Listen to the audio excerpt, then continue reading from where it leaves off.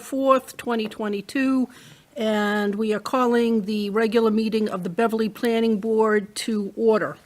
A quick administrative note before we get started. If anybody who's watching via, I guess it's Google Meet, or anybody in our present here in our audience, if you are interested on the has been come to be known as the Family Dollar Tree project, that matter will be continued probably to our next meeting, but will not be on the agenda for this evening. So if that's what you're here for, we thank you and we look forward to seeing you at our next meeting. Hi, Rich. But stay, you'll learn so much about all the other things. All right. We're an entertaining group. Okay, let's get started. Do we have any subdivision approval not required plans? No. All right, cross that off the agenda. Next agenda item is agenda item number 2, which is a reconsideration of the modification request for OSRD number 10-17 for Hickory Hill Way. The address is 20, 30, and 40 Webster Avenue. Modification of an open space and residential design plan to add a 5-car garage on an existing property. The applicant is Benco LLC. Hi. Your name and address for the record, please? Ben Carlson, I'm Benco. And before we get started, Chairwoman, I just wanted to, because we have one member on the remote, I just Thank you. thought maybe we should do a roll call attendance. Oh, Just out of, to make sure we know he's here, okay, I guess, thank you. or at least him. Does that mean our votes need to be roll call too? No, actually, I don't think we need to do roll call, but I just think, just to know Okay. who's attending virtually. All right, so we'll take a roll call attendance. If one person is? Oh, yeah, we'll probably actually do it per the prior, whatever. We should do all our votes by roll call. Okay, Yeah. so if I mess that up, make sure I don't. Yeah, we'll remind you. Make sure I don't. Okay, so a roll call of members present this evening. Sarah Bartley, Yes. Ellen Flannery, Here? George Gomes. George, you with us by Google Meet?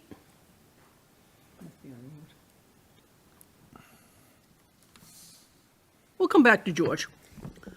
Wayne Miller, Here. Rodney Sinclair, Here. Andrea Toulouse, Here. Derek Beckwith, Here. Ellen Hutchinson, yes. And I'll take it back to George Gomes. George, are you present? Can you hear me? Yes. Great, we're just taking a roll call, and we will do all of our votes tonight by a roll call. Okay. Mr. Carlson, the floor is yours, so to speak. Hi, it's Ben Carlson. I am Benco LLC, the property owner, and I just asked to come back tonight. I guess we got a majority vote, but not a supermajority last time, so thanks for having me back. I just think that the review got a little more comprehensive than it should have. We try to put things on the plans to be straightforward, to show you the whole scope of the project, just because it's helpful to show you that. But the consideration is really, in our opinion, just the 5-car garage being added to the site. And the biggest thing is we have one of the larger buildable lots up there, especially with respect to buildable area, and it just seems like it's a very minor thing to put a 5-car garage to accommodate the 5-unit residence. So I'm back to discuss it. Okay, questions for Mr. Carlson? Derek? So as I recall the conversation, we did get into trees and driveway and, that sort of thing. So your position is that those weren't really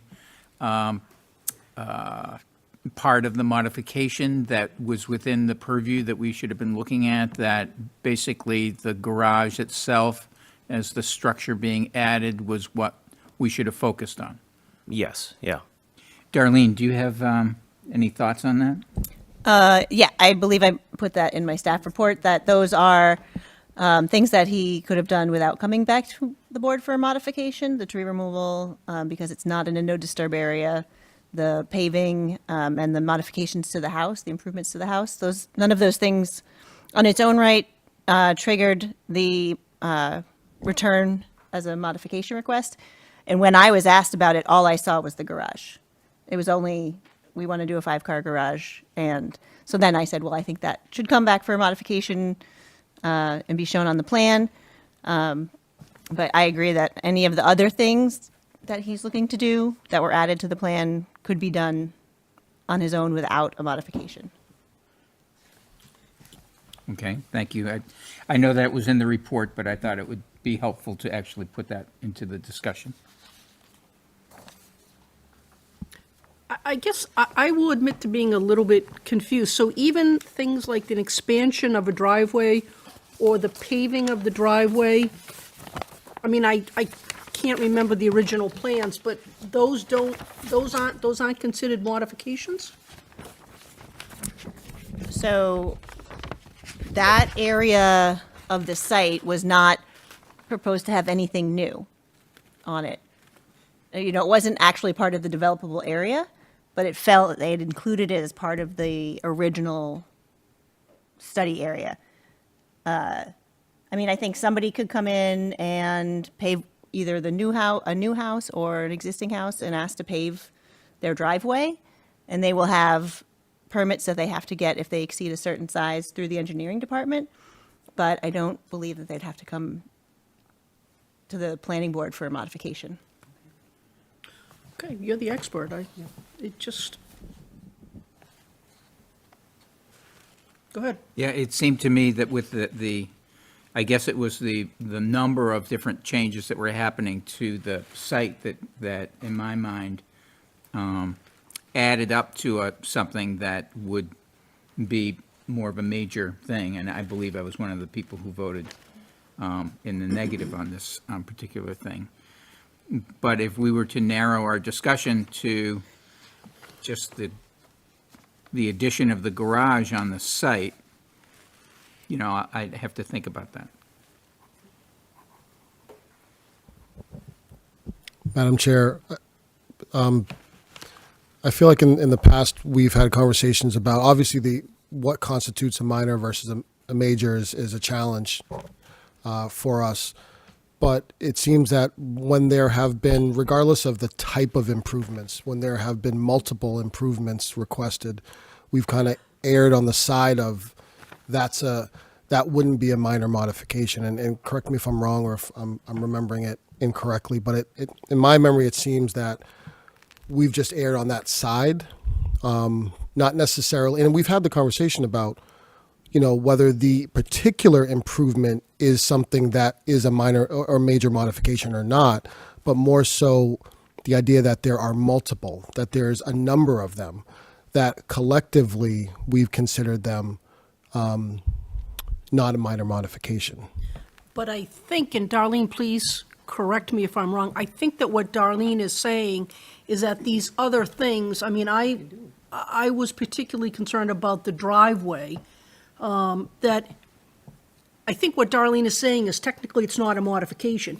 Mr. Carlson would be allowed to do it anyway. So I think last time I was operating under basically a false assumption or a misunderstanding, whatever you want to call it. Darlene, is that an appropriate categorization of it, that it doesn't rise to the level of being any type of modification because he would be allowed to do it? That's my interpretation. That's what I was relaying, but I'm Okay. saying that's, So maybe what we're getting to, because I guess we're progressing in our sort of not our understanding of it, but the way that we relate to these multiple requests is looking at the individual particular request and asking the question, could they be able to, and I'm just talking about how we relate moving forward, looking at the particular request and saying, is this something that on its own would require an approval of some sort somewhere? And if not, maybe then we don't look at the collective as a major. Again, I'm just thinking about how we relate to these requests where there's multiple improvements that are on the table. I don't disagree with you. I think that's sort of what we've come around to, that the last time we met and we looked at these improvements, we were operating under the assumption that they met the classification as modifications, whether they be minor or minor or major, excuse me. But I think what Darlene is telling us tonight is that these other things like the driveway, the removal of trees, basically everything other than the garage doesn't rise to the level of a modification. So in essence, I think what's being said tonight is forget about all the rest of it, because it's sort of irrelevant to the question at hand. The question at hand is really, is this garage that's being proposed by Mr. Carlson a minor or a minor or a major modification? Everything else doesn't even reach the level of a modification. Derek? And for me, the way this differs from, I think, two of the most recent major versus minor modification issues that we've had come before the board, those were situations where we had had in-depth discussions about the projects themselves and the siding on the house, the type of material for the driveway, the size of the patio, the different things that were actually part of what were conditioned in for the project, and then were done differently. And then after the fact came forward with the modification. This is, to me, a completely different circumstance. So yeah, I see a big distinction there, certainly from the quote-unquote more controversial modifications that we've had in the last year or so. It's an ongoing learning process, I think, for all of us, so. Any other questions for Mr. Carlson? Derek? So I just, the location of the garage is all within the permitted, the zoned regulations, right? Yeah, it doesn't require any variance There's or no anything. variance, it's not We over. actually ran it by Steve Frederickson's office just to make sure it meets everything, so we wouldn't have to come back and reposition it. What is the height of the unit?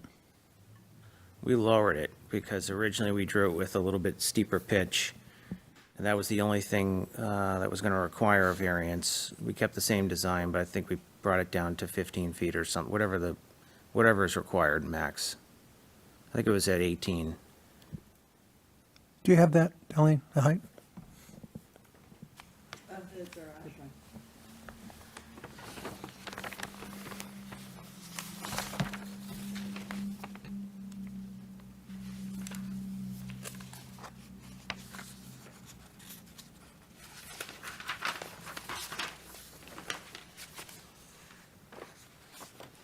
I think we just have a site plan.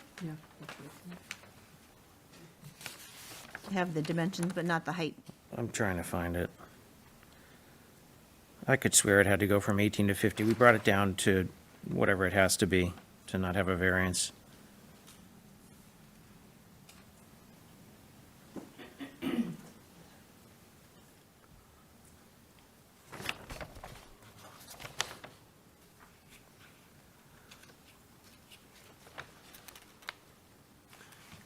Mr. Carlson, is it fair to say that whatever the height is, it meets the zoning requirement? Absolutely.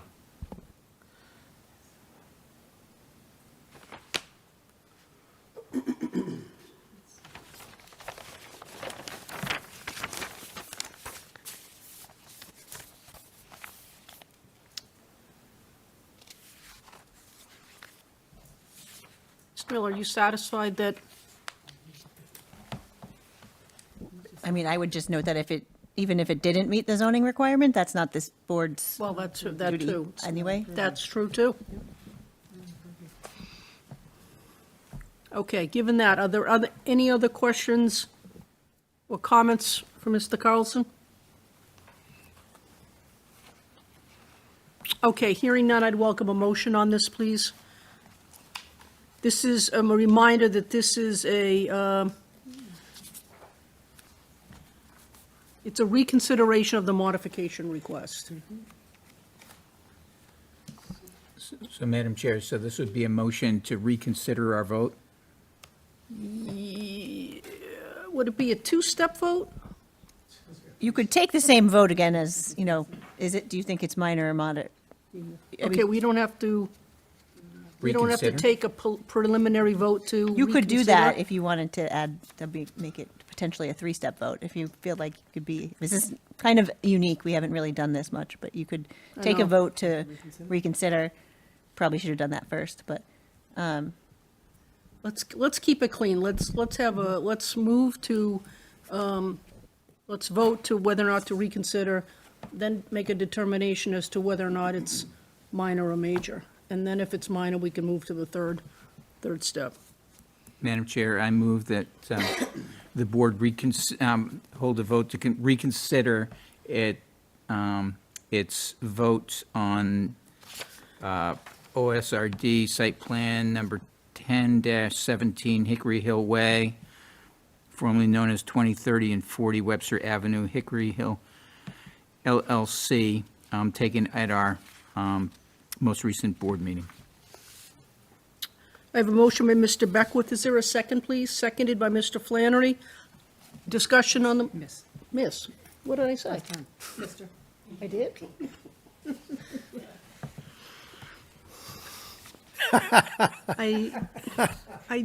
I'm sorry. Madam Chair, not to worry. I will call the roll. Sarah Bartley, Yes. Ellen Flannery, Yes. Ms. Ellen Flannery, Yes.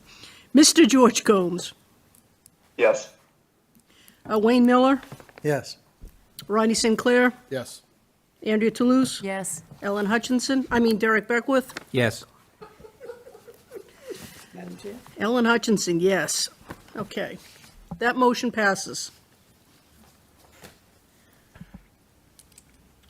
Madam Chair, I make a motion, that, are we doing the minor Yes. versus? I move that the modification request for OSRD number 10-17 Hickory Hill Way, 20, 30, and 40 Webster Avenue, be deemed minor in nature. Okay, I have a motion by Mr. Beckwith, a second by Mr. Sinclair. Any discussion on the motion? Hearing none, I'll again call the roll. Sarah Bartley, Yes. Ellen Flannery, Yes. George Gomes, Yes. Wayne Miller, Yes. Ronnie Sinclair, Yes. Andrea Toulouse, Yes. Derek Beckwith, Yes. Ellen Hutchinson. Yes. Motion passes. Given that it's minor, it means we can now vote on the merits of this.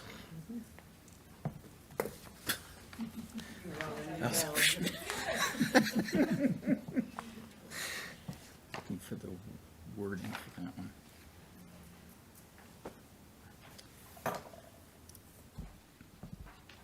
one. Is there special, can I just make a straightforward motion that we move to endorse the, Approve it. approve? I move that we approve the subdivision, the Whoa, plan. whoa, whoa, modification. Is the modification, as modified, I was going to say, but Yeah. the modification request for OSRD number 10-17 Hickory Hill Way, 2030 and 40 Webster Avenue. Motion by Mr. Beckwith, is there a second? Seconded by Ms. Flannery. Discussion on the motion. Hearing none, I'll call the roll. Sarah Bartley, Yes. Ellen Flannery, Yes. George Gomes, Yes. Wayne Miller, Yes. Rodney Sinclair, Yes. Andrea Toulouse, Yes. Derek Beckwith, Yes. Ellen Hutchinson, yes. Motion passes. You're good to go. Well Thank played. you all for taking another look. Appreciate it. Have a good night. Thank you. Good night.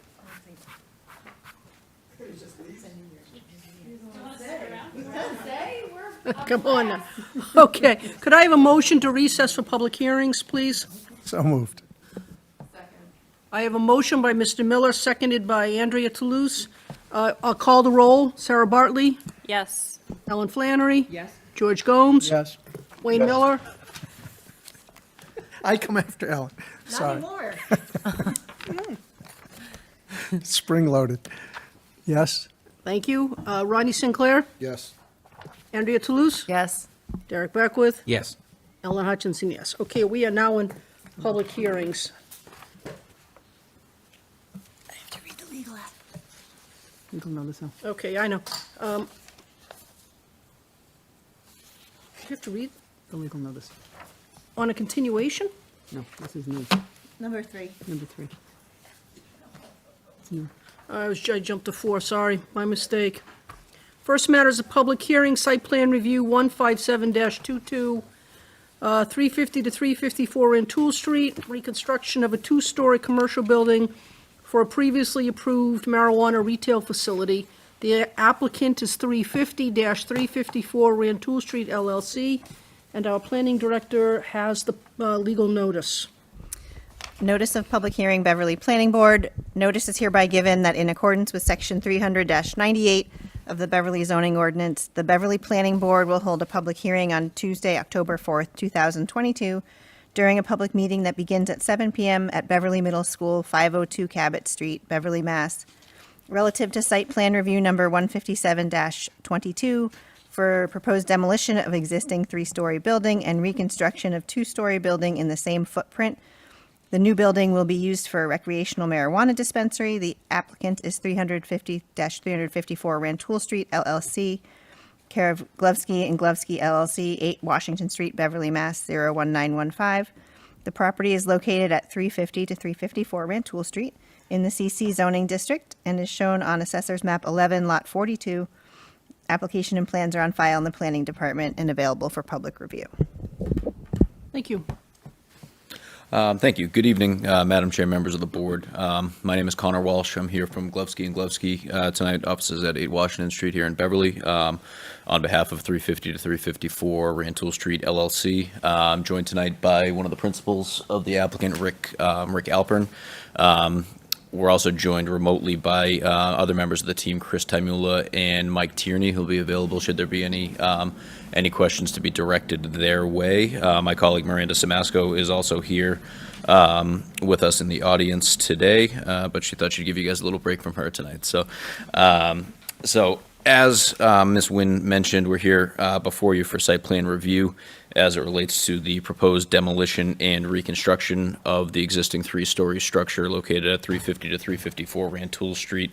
It's there that the applicant intends to operate an adult-use recreational marijuana establishment pursuant to Sections 391 and 300-122 of the Beverly zoning ordinance. For a bit of background into this project, the applicant was selected and entered into an approved host community agreement for the operation of a recreational marijuana facility at this location, and was subsequently granted a special permit by the Zoning Board of Appeals in May of 2021 to allow for such use. It was the applicant's intention to renovate the existing three-story structure at the property to be used then for the operation of its facility. That project was presented and reviewed by the DRB and Parking and Traffic back in 2021 as a part of that application, but where it was a renovation of the existing structure. There was no site plan review by you folks. However, shortly after the final existing tenant vacated the property earlier this year, the applicant discovered that there was fairly extensive damage to the structure itself that more or less rendered their plans to renovate unviable. Instead, they now are seeking to demolish that existing structure and replace it with a new two-story building in substantially the same footprint and with substantially the same design as the originally approved plans, basically just taking the third floor off of it. So their proposed structure would contain a first floor retail area and second floor office space management and storage.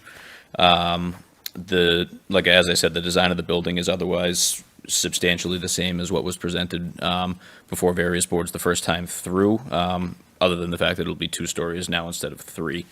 As part of this, of this process, this project was reviewed by the Historic Districts Commission, which concluded that while the existing structure is historically significant, it was not preferably preserved and therefore isn't subject to demo delay. It has since been reviewed again by the Zoning Board of Appeals, which approved an amendment to the existing special permit, and has also been approved by the DRB and the Parking and Traffic Commission. So in total, the proposed project will include just over 6,100 square feet of gross floor area, which is reduced from the existing, roughly 7,600 square feet. With that, the parking spaces that were originally required under the zoning ordinance were 17. There's now 14 spaces required. The applicant is providing 19 total exclusive spaces between off-site parking provided through a lease and easement to use 12 spaces at 380 Rantoul Street, which is roughly 300 feet down Rantoul Street if you're heading towards Elliott. Plus, there's an existing 4 parking spaces on site and 3 parking spaces available in the street frontage. Over and above that, there's also the benefit of 8 shared spaces as part of their arrangement with the owner of 380 Rantoul Street. And so I'm happy to talk through the plans that were submitted. Here you'll see just a general overview of the site. You see West Dane Street over on the left to give you some context. The Pickle Bunyan is across the street from where we are. So if Darlene, if you wouldn't mind going to the next one. And this gives you a sense as to the parking arrangement that I just described. So on the left side of the screen, you'll see West Dane Street with the little parking area to the left. The mouse is currently over the existing structure. And then if you go, whatever that might be, another, 3 or 4 lots over to the right, you'll see 380 Rantoul Street, where the majority of the off-street parking will be provided. We can go to the next one, Darlene. Yeah, so there's a 5-year lease easement in place that has options to renew. And so here, I believe we're looking at the existing structure. Yeah, so that's what we currently have at the existing structure. The Barber's Edge Barbershop was existing on the first floor, if that gives anybody context as to what we used to be looking at. If you could go to the next one, please. And here, this is a overview and elevations of the proposed structure to be going in at the location. So as you'll see, there is that first floor retail area that'll have dedicated entrance and exit points, and otherwise is set up in a fairly tasteful and user-friendly manner to allow for folks to move in and out comfortably. So I think, and then this here, you just see the general floor plans for the project as were submitted. Yeah, so this would be that is what is proposed now. What we were previously looking at would have been the reconstruction or the renovation of the existing structure. So here, this is roughly the same design as what the applicant had originally proposed. So first floor is exclusively, for the most part, retail, and then the second floor is used for storage, office space, management, security. I should mention, as part of the host community agreement and the ZBA process, there's a series of requirements as it relates to security, odor control, trash control, other waste management. That was all provided and universally approved as part of this. So with that, I think that gives an overview of what the applicant is proposing here. I'd welcome any questions in the event that I'm not in a position to answer any of them. We have other members of the team that can certainly jump in to assist. Thank you. Mr. Walsh, those regulatory requirements with respect to odor control and things like that, were they approved by the Zoning Board of Appeals as part of the permit process? Yes. So the host community agreement requires any number of things to be submitted, and then those are provided as a part of the Zoning Board of Appeals application. And so those are all in the record through there. Questions for Attorney Walsh? Wayne? Do you expect your employees to park on site, or will they be down the street, or how do you expect to handle that? The expectation is that they would be down the street. There is also a preliminary conversation in place that in the event that employee parking is needed, that it would be available at an additional site, off-site. Rick, you may be able to speak to exactly where that stands. Rick Alpern, 4 Lanthorn Lane, thank you. We actually have an agreement with Temple B'nai Abraham. I'm sorry, excuse me, sir, I'm happy to have you speak, but I just need you to use the microphone, please. No worries.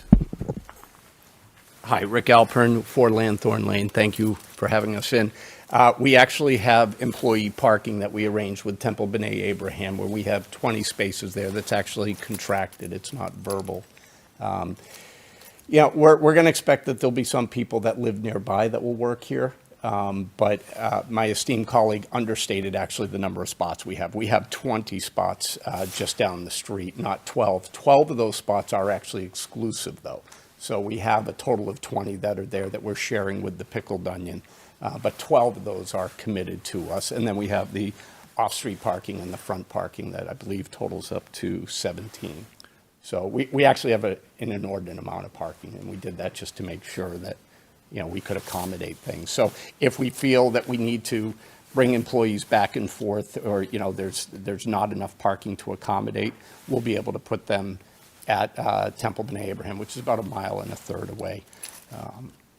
But the other thing that's happened in the time that we started this process about 4 years ago is that there were only a handful of dispensaries open. Now there's over 400 licenses. There's over a couple hundred of them open. There really isn't quite the demand, and a lot of people do order online for pickup. They still have to pay at our location because you can't pay online, but it totally speeds up the transaction process to the point where it's very similar to just walking into a package store or some sort of convenience store. So all of that's sort of working together where it's not as a hard use as what we were worried about initially and what some of the original dispensaries were exhibiting. So I hope that answers it. Yes, I think so. Yeah. Remind me the hours of operation. We agreed to do 10 a.m. to 8 p.m. That's my. Yeah, but I believe that we might actually shorten that. We are open in Lowell, so we opened our location in Lowell in March, and we actually moved the opening to 11. And then on Sunday, I believe we have it closing at 6. So I think you're either going to see 10 to 8 or 11 to 8, and then on Sunday you'll see 11 to 6. Okay, and there's no cultivation on site, No obviously. cultivation, which someone asked about odor control. That's usually a major problem is when you have the cultivation on site. Everything on recreational is closed, sealed. It's tracked from seed to sale, as they call it. There are no open packages at all. So there should be next to no smell, but we do have a system to filter out the air, et cetera. That was, again, something that was a requirement of the CCC, the Cannabis Control Commission. I'm assuming that your retail space will be, I don't know what to call it, clinical? I wouldn't call it clinical. It's actually, if you look online, reverie73.com, and you look at our Lowell location, it's actually beautiful. It's really, it's a beautiful store when you walk into it. It's sort of like an Apple. Even nicer, actually. But yes, you're on track. Not that I've got that much experience with these, but never mind. We're certainly willing to help there. I heard about this, yeah. Your HVAC systems, what will that be for the building? I think Chris online might be better to speak to that.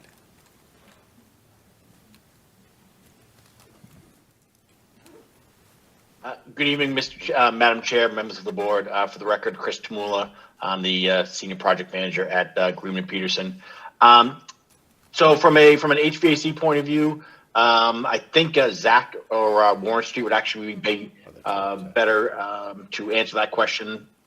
Is everybody hearing me on here? Is Zach on? I don't see him. Yes, we can hear you. Yeah. Okay.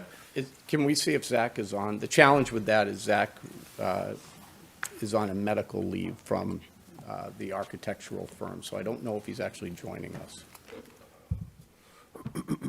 Yeah, so I'm not sure. As of this afternoon, when I had spoken to the team, as Mr. Alpern just stated, the architect who's managing this project is out on medical leave, and he's suggested that he may be able to join us tonight remotely, but it does not appear from what I'm seeing on these names here that he was able to join us. But I can tell you, part of the requirement of the host community agreement, as well as the approval for the permit on the state level, both included having compliance with all of that. So that has been complied with. I just couldn't speak to the exact specifics. And is there a requirement about energy sourcing also? There isn't that I know of. I don't think There is that's for actually- cultivation, but I don't think there is. There for had, retail. that has not come up in any of our conversations in. Because my concern is that you're going to build a new building and it's going to be fossil driven, whether or not it has electrical HVAC systems or not. The energy source would still be predominantly fossil fuel unless you have some agreement to either have solar or to buy renewable energy. And you have not addressed that at all. I have a hard time What- looking Yeah. at any new building that is fossil driven, frankly. Okay. And it's, so far, you have given no indication that it's anything other than a fossil-driven HVAC and energy sourcing system. Well, we haven't given an indication one way or the other, so I don't know. I can't speak to it. I'm hoping that maybe either Miranda or one of the other people online might chime in. I bet Miranda has anticipated this question. Well, to be Miranda Simasko from Glovsky and Glovsky. So because of the way this project originated, where we originally went through the process restoring an existing building, and went through very stringent review up front for an existing building that was bigger than what we are proposing now. I will say, Mr. Miller, that the team didn't anticipate all of the questions, because in our mind, we were just rebuilding what was there, but rebuilding it in a smaller, it's going to be a smaller structure. So, and unfortunately, the architect is not here who can answer some of these questions, but I think it's a very small building, and so I don't think that rooftop solar was necessarily Rooftop something. solar has not come up. Has not come up in any of It's these. not in the plans that I know of, but I can't speak to the other portion of that, whether or not it's fossil driven or it's electric. And will we be able to determine that at some point? Other than When you right say now? we, us, we'll. The yeah, board?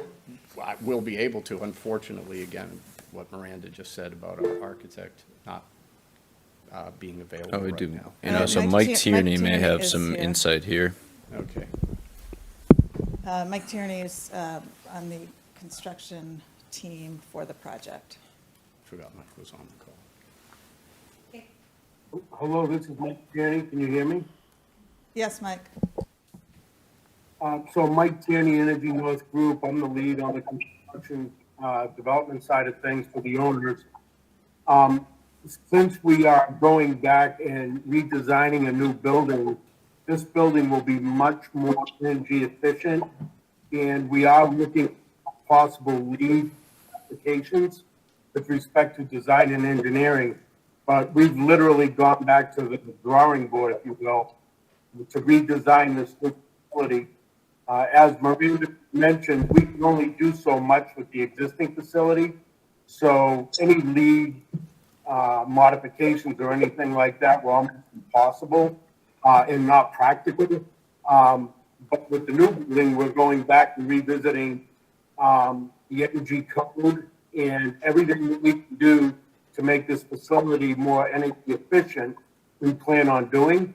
And we're not that far along yet that we've really identified any lead design applications that we can apply to the building just yet. But we can certainly speak to that once we get through the design process. The other part I can speak to is I actually own the building since 2005. And that was a 6-unit building, 4 two-bedroom apartments and 2 retail on the first floor. we're cutting down the actual use extraordinarily, right? Even if you just look at the number of hours that it's in operation, number one. But number two, it's really only going to be used for powering powering the lights and the odor remediation system and the HVAC. Other than that, the footprint of this has to be significantly less than running all those apartments and the building, for what it's worth. I'm curious why you decided not to do 3 stories for this. Why, you've got the footprint, why not do 3? Well, when we had the opportunity to review it, we didn't need it. That was the first Just thing. for, I don't know, rental housing or something? Well, one thing to understand, security-wise, right, so it's you very can't do important that. for these facilities, from a security standpoint, that they are self-contained to the maximum extent. So the original plan, that 3rd story was going to be essentially vacant. And So- it did cause, obviously the need to have more parking. And actually, in the environment of downtown Beverly right now, with everything going so high, we actually thought it was kind of cool that we could do it 1 story less. So, Well, I'll be looking forward to hearing the more detail about the HVAC and energy sourcing for the building. Other questions? I think you just answered mine, Attorney Samasco, but there's no way that 2nd floor will be leased out to, it'll be owner occupied, so to speak. Correct. Yes. Go ahead, Ms. Flannery. Mr. Walsh, the lighting on the building?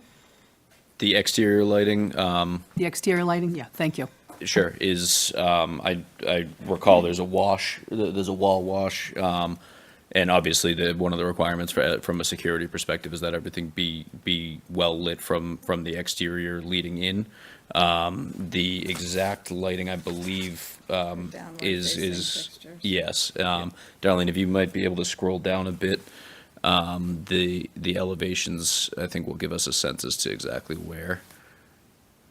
Yeah, so if you see on that right structure there, the fixtures are downward facing towards the sidewalk to limit the impact on the remaining neighborhood, but otherwise leave the structure lit in a secure manner. Thank you. Derek? This probably isn't germane to what we're voting on, but let's see all the glass. I see all the glass windows there. Is it a special type of glass, security glass, or something like that? And there are both coatings on it for security reasons, and again, going back to the CCC requirements, you can't have it be transparent. They wanted it so that you couldn't see through, and that was more, I think, in their mind, to protect children from seeing in. And so there's both security to it.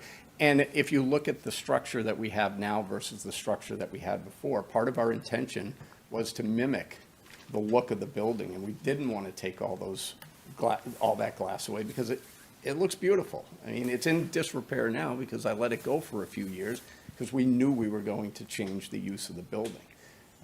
But I think it looks beautiful and it fits right in with the city. And we've been complimented by design review, by zoning.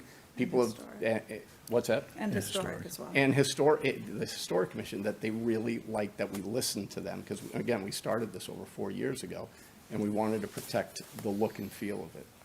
So,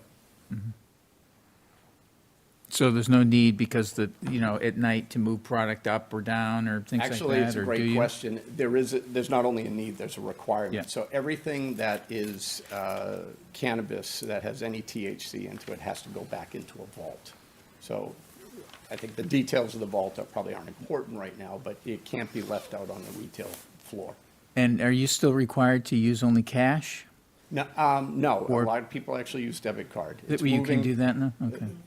My last look at numbers were, cash is probably less than 60% now. There's a lot of debit cards. You still can't, do things like credit cards per se because of it's still federally illegal, and obviously we're legal in the state, and a lot of banks just won't touch that. But it is surprisingly far less cash than it used to be. Again, many things have evolved, not only over the past 4 years, but in other states, like Colorado, where it originally started. And, you used to hear terrible stories about people having to put in safes because it was all cash. It has really lessened. So I was just asking about the security of the site overall and, that sort of Yeah, concern to the we neighborhood. engaged Ed Davis, the former Boston City Police Commissioner, and his whole team to look at all of our locations and to be a part of the security, so Okay, thank you. they're pretty top shelf. Are you putting an ATM on site? There will be an ATM on site.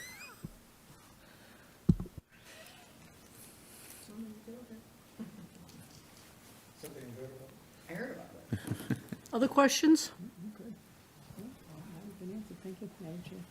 Madam Chair? Yes. Just wanting to acknowledge, I handed out a letter from a draft letter from the Parking and Traffic Commission. I was waiting for confirmation from the chair of the commission. That letter is largely what would be submitted, but under A on the back page, it will read, prior to the start of demolition and construction, the applicant prepare and submit to the Parking and Traffic Commission for approval a construction traffic management plan, instead of what it says there. I'm sorry, can you repeat that? Yes, prior to the start of demolition and construction, the applicant prepare and submit to the Parking and Traffic Commission for approval a construction traffic management plan. Okay. So that's the only change, otherwise that letter can be considered final Okay. in terms of conditions.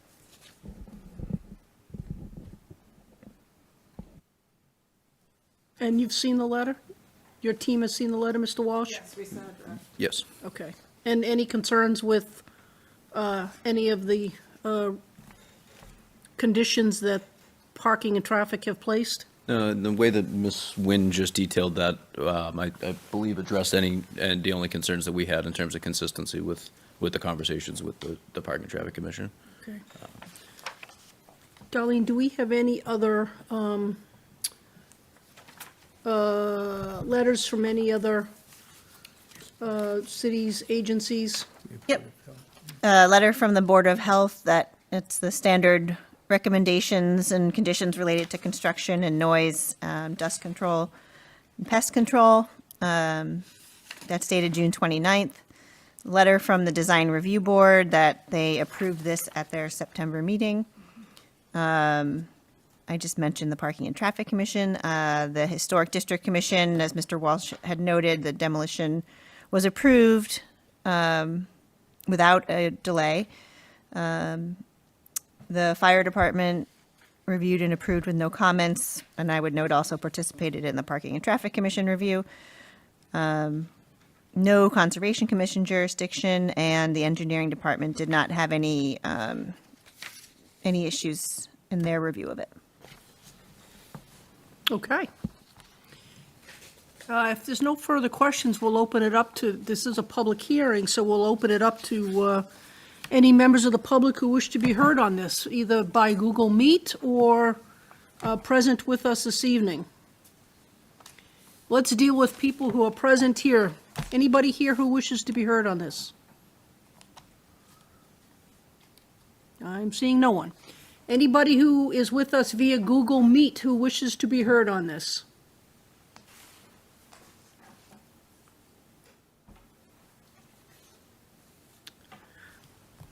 Sounds like everybody's happy with this.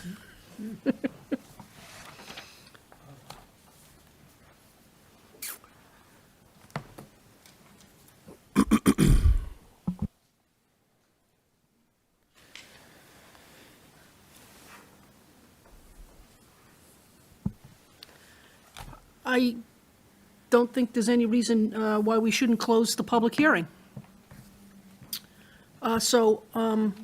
One last chance. Board members, anything else before? I always get nervous about closing a public hearing. I know. Going once, going twice? Okay, I'd welcome a motion to close this public hearing, please. So move, Madam Chair? I have a motion by Ms. Flannery, Second? seconded by Mr. Beckwith. Any discussion on the motion? Hearing none, I'll call the roll. Sarah Bartley, Yes. Ellen Flannery, Yes. George Gomes, Yes. Wayne Miller, Yes. Rodney Sinclair, Yes. Andrea Toulouse, Yes. Derek Beckwith, Yes. Ellen Hutchinson, yes.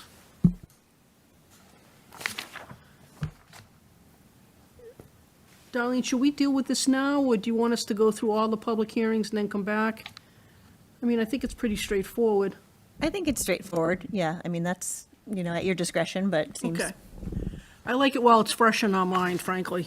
And I would just add too, I mean, I think this project, the use of the project has been extensively reviewed, not just Right. by the city, but also by the CCC. Yep. So I did not have a lot of recommendations for conditions because our HCA really sets forth, most of what's important to the city. Okay. With that being said, I would welcome a motion on this. Madam Chair, I move that the board approve site plan review number 157-22, 350 to 354 Rantoul Street, presented by 350 to 354 Rantoul Street LLC. Did you want to make it subject to anything? Subject to the letters and conditions we've received from the Board of Health and its June 29th, 2022 correspondence, from the Design Review Board and its September 6th, 2022 correspondence, the Parking and Traffic Commission's forthcoming letter that we've received a draft of, dated October 3rd, 2022. The Historic District Commission's correspondence of June 1st, 2022. The Fire Department's comments filed on August 31st, 2022. The correspondence from the Conservation Commission dated August 18th, 2022, and correspondence from the Engineering Department dated September 1st, 2022. Before you complete your motion, I think we just need to probably incorporate the fact that this letter from Parking and Traffic is going to be amended to include that language that Darlene had specified earlier. So I Yes. think it's this letter. The letter from Amended. Parking and Traffic Commission with the amendment in page 2, section A, changing the wording of the first sentence to prior to the start of demolition and construction, the applicant shall prepare and deliver a construction traffic management plan. Okay. I have a motion by Mr. Beckwith. Is there a second, please? Seconded by Ms. Flannery.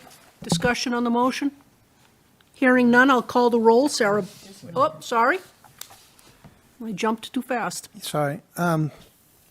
Notwithstanding the applicant's intention to create an energy-efficient building, which I believe is heartfelt, I'm really not comfortable deciding on this without knowing what the HVAC and energy uses will be and what the energy sourcing will be for the building. We're far too far along in the crisis of the climate to make decisions like this without information. Madam Chair, although I understand where you're coming from, I'm not sure that that's part of our review. I mean, relative to the HVAC system, obviously they have to build a code, but any further other requirement, I don't think. I'm not sure. I mean, correct me if I'm wrong. If this is part of this board's review. I understand your point too, Rodney. And if it's not part of our requirement at this point, it needs to be. And that's the point I'd like to make. Well, I think generally it does fall under our purview, but I think what seems to be important here is, and correct me if I'm wrong, but my understanding is that the CCC or the regulatory people have regulations which govern HVAC systems and how it is to be, and you've met those requirements. I understand it may, the energy source may not be what we would like it to be, but it does meet the requirements. We've closed the public hearing. I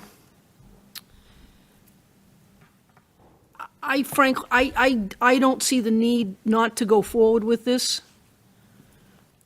Madam Chair, just for my education, what part of Wayne's question or comment is part of our purview? Well, we constantly ask about HVAC and where it's going to be located on a building and how is it going to operate and the noise factors associated with it.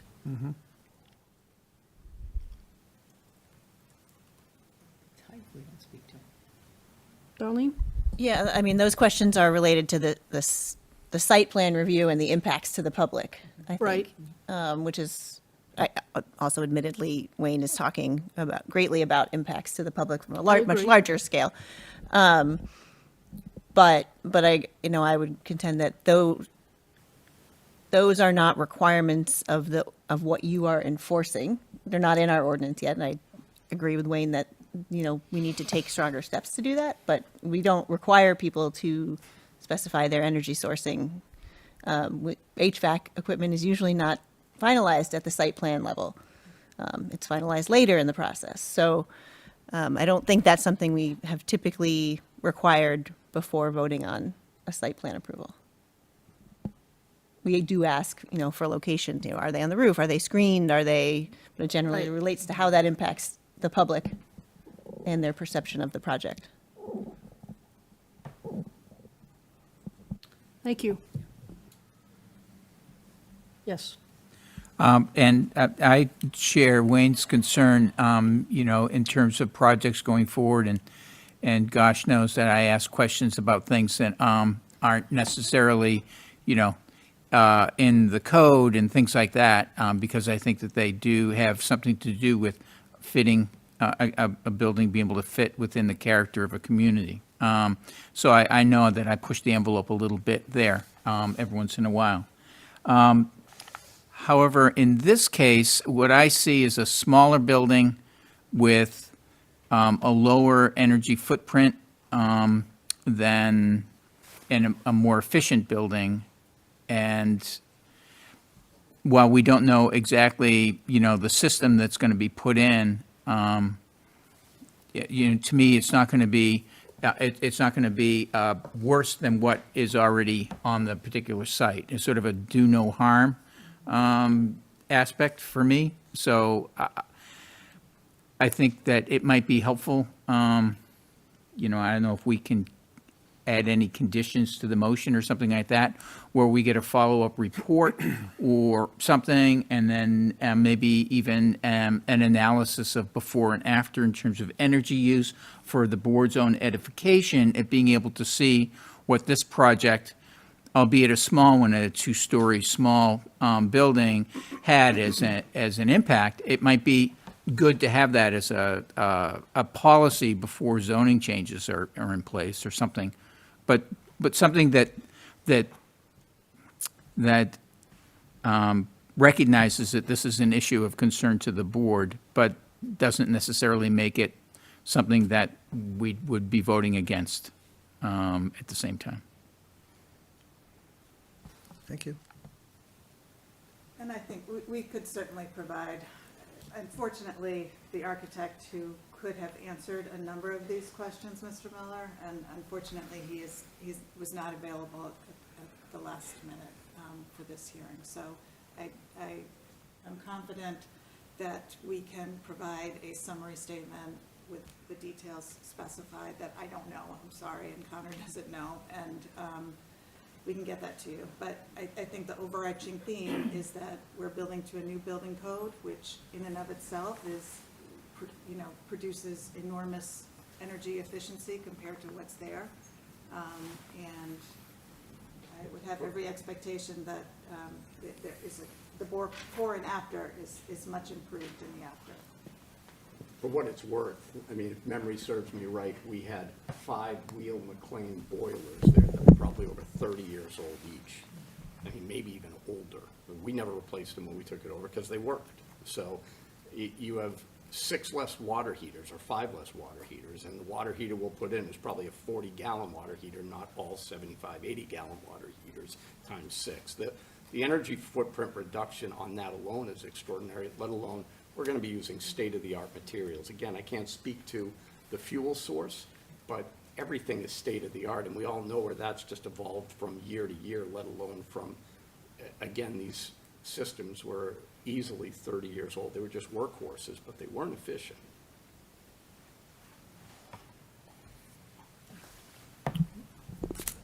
Okay. Any other further discussion?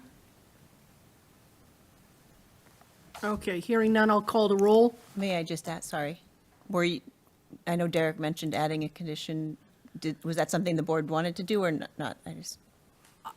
I'm comfortable with Attorney Samasco's promise that they'll submit the details to the planning department. Promise. Are you okay? Yeah, I was, you know, if Mr. Miller wants to condition, then, you know, I'd be interested in that. But really, you were the one that brought this up as the issue, and I was looking to find a way that could both edify and memorialize the discussion. Yeah, I don't know how far afield I care to go or dare to go or should go, but I fully expect that this will be an electrical HVAC system because that's the most efficient. That's what works these days.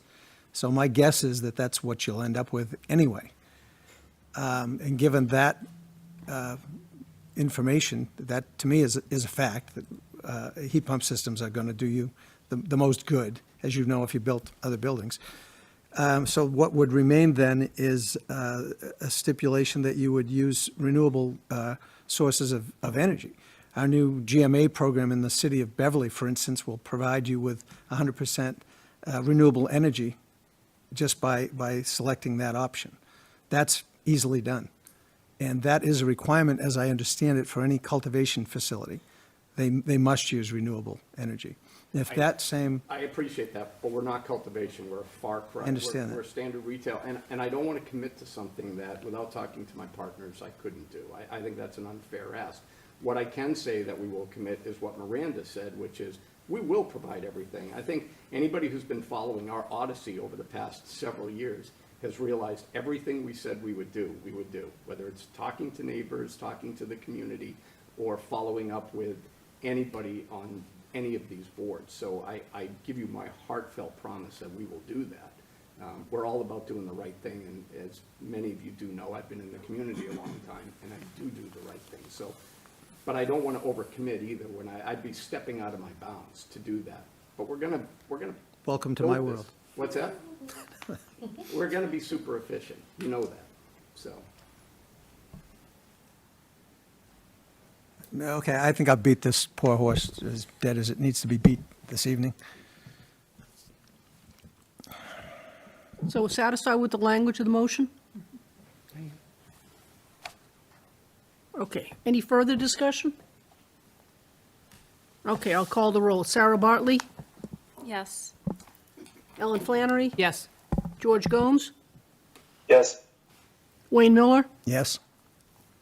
Rodney Sinclair, Yes. Andrea Toulouse, Yes. Derek Beckwith, Yes. Ellen Hutchinson, yes. Motion passes. Thank you, folks. Thank you. Thank you. Thank you. Okay, our next agenda item is number 4, the continued public hearing. Special permit number 182-22 and site plan review number 155-22 for 40 Dunham Ridge.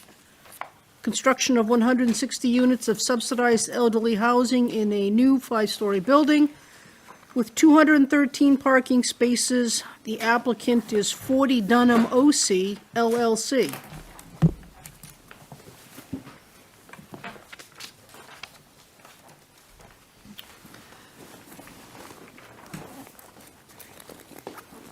Madam Chair. Please. I just wanted to remind you that Mr. Gomes was not on the board when this hearing started.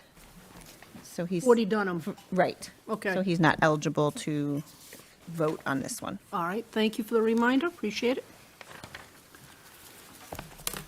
Okay, good evening, everybody. I apologize for the shuffling.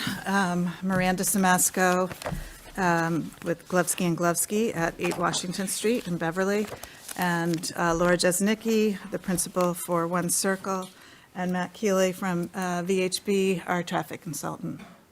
And just wanted to sort of review where we are, what we covered last time. This is a request for site plan review, as well as a special permit for a reduction in the ratio of residential parking. Since the last time we were here, we demonstrated to the board, or described to the board, proposed strategy to add 4 additional spaces to bring the total up to 217 from 213. Still keeping our ratio at about 1.33 spaces per unit compared to the 2 that are required. But we also supplemented that with an agreement with Cummings Properties to share 50 parking spaces at their adjacent garage that would be available for residents, visitors, and visitors on evenings and weekends, providing an example of what the ordinance sees as a shared parking arrangement between residential uses and commercial uses. So we think that that will be very complementary. We also described to you some of the measures that have been proposed in VHB's response letter for a more robust traffic demand management program, improvements to the infrastructure to increase connectivity for pedestrians, both to Norwood Pond from the site as well as into the neighborhood adjacent to Dunham Road, including installing and improving sidewalks to make them handicapped accessible where they exist in the public way, so that's a significant improvement, and constructing a significant sidewalk from our property to the proposed shared parking garage, among other things. We also committed to a rideshare program and discussed a willingness to work as a partner with the city to explore a shuttle service on demand. We left off at the end of the meeting with a list of questions, and since then, we have submitted a detailed written response that we hope to review with the board tonight. Once again, I think it's important to highlight sort of the various boards that are reviewing this project. The ZBA granted a special permit for the use, of course. And we also have, at this point, a DRB recommendation as well as parking and traffic recommendation. I believe that was in draft the last time we were here, but has been updated. And we have since received Conservation Commission approval as well for the project. And just to remind everybody, the project still will be reviewed as part of an overarching MIPA review, and there will be review by Mass Highway as well.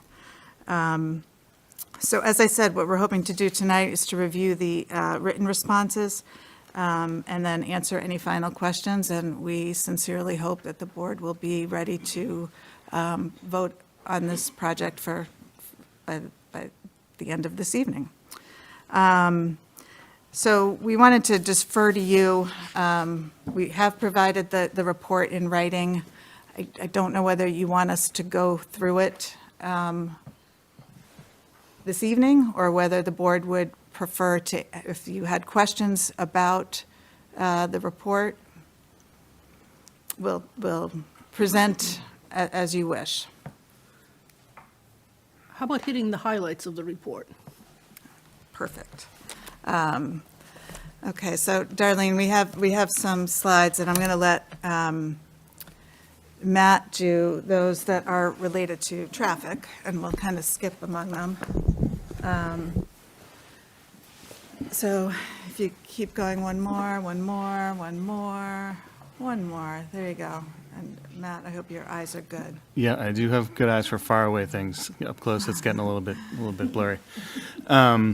So in this presentation, we did put in our detailed responses for those that may not have had a chance to read this. I'll try and just sort of boil it down to the highlights, just to go through them quickly. But if anyone wants the detailed explanation, I can read everything that's on the slides. So one of the comments we heard last time was, what goes into the build conditions, and I gave a brief answer to that last time. But just to give you the details that were in the study. It's routine procedures to contact the city and find out other projects that are planned in the area. Those are listed there. There's 4 of them, Landry and Akari Rug, Anchor Point Residential, Briscoe Village, and then the sort of full build out of Dunham Ridge, so 48, 50, and 52. All those projects and their traffic were incorporated into our future no build conditions. So our 7-year projection, plus those projects, plus a 1% per year annual growth rate is what went into our no-build conditions. And then we have our trip generation that's associated with our project. We add that on top to get our 2029 build conditions. So that's just sort of the more detailed background on the response I gave at the last meeting. The 1% increase annually, is that standard for just an annual increase, or does that always take into consideration future builds of this magnitude? It's sort of a belt and suspenders type of thing. Annual growth often includes development that's occurring in the area. It's sort of like we're doing both as a conservative assessment. The 1%, what that comes from is usually we look at permanent count stations that MassDOT might have in the area. In many areas for a long time, traffic was decreasing, so we would use a lower growth rate. Now that things are bouncing back a little bit, we try and see what the volumes are currently. They're typically lower than 1%, and we usually just round up to 1% to be conservative. Okay, thank you. Do you want to go to the next slide? Next one. So there was a question about what the volumes were on Dunham Road. So the volumes from our traffic study were 200 vehicles per hour during the morning peak hour and 250 vehicles per hour during the weekday evening peak hour. So those are the numbers that are in our study for Dunham Road. So is that including the 37 additional in the morning and the 45 additional in the weekday evening? That's the existing number, so those. So yeah. those would be Yeah. additional? Mm-hmm. So could you perhaps help me with my math here on Okay, this one? let me just get you the Yep. exact number. Calculate. If you wanna- Well, what I have in looking at that and then adding for the weekday morning peak hour is then 277 vehicle trips, which equates to 4.61 cars a minute, or a car every 12.99 or 13 seconds. So for that road. So that's, I'm just looking at, and then in the weekday evening, it's a little bit more, it's 4.91 cars per minute, and a car every 12.6 seconds. That math sounds good to me. I'm going to trust you on that. And then Okay. what you were saying before was that increase of 37 is approximately 1 per 5 minutes, give or take? Yeah. So a pretty low volume. But the cumulative impact is what I'm looking at here for that road, which I drove again this weekend, and happened to drive it the same time that an event was coming out, and got caught in the queue on the way back. But it just strikes me that for this, 1 lane in each direction street, that's a pretty heavy traffic flow for that neighborhood. Without sidewalks, I know that we're talking about having some sidewalks come up to College. But that's certainly not the extent, and it wouldn't be used. It's great, but it's not like access in and out from, to Brimble Street and things like that. And I understand it's not possible because of it, but it just seems very congested to me.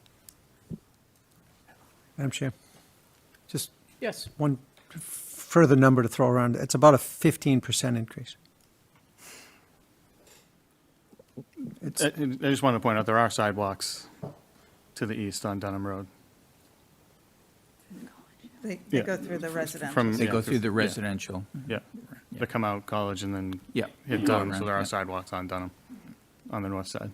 Yeah, and I'm sure what we're going to get to next is, well, it's better than some other project. If I could just revisit the numbers for a second, I mean, 4 cars per minute in my view is not a very busy street. To see 1 car every 15 seconds is not a lot of traffic. But am I reading this wrong then? Approximately 240 vehicles per hour. Mm-hmm. So we're not talking about, a car every, X number of minutes. We're talking about the cumulative impact of that, of having a car go by, and they can't zip by because the traffic is pretty heavy. But they are going by, according to the study, slightly above the speed limit in that area, which is of the norm. And it just, to me, those were concerning and not like a little. So the impacts of things like, and you said commitment to the rideshare program or something like that, committed to it rather than looking at the feasibility of it or something like that, which heartened me a little bit. But the traffic, not just the traffic calming measures that can be done without narrowing the road any further, but certainly anything can be done to reduce the traffic on that road at any time, to me, should be a priority number 1 here.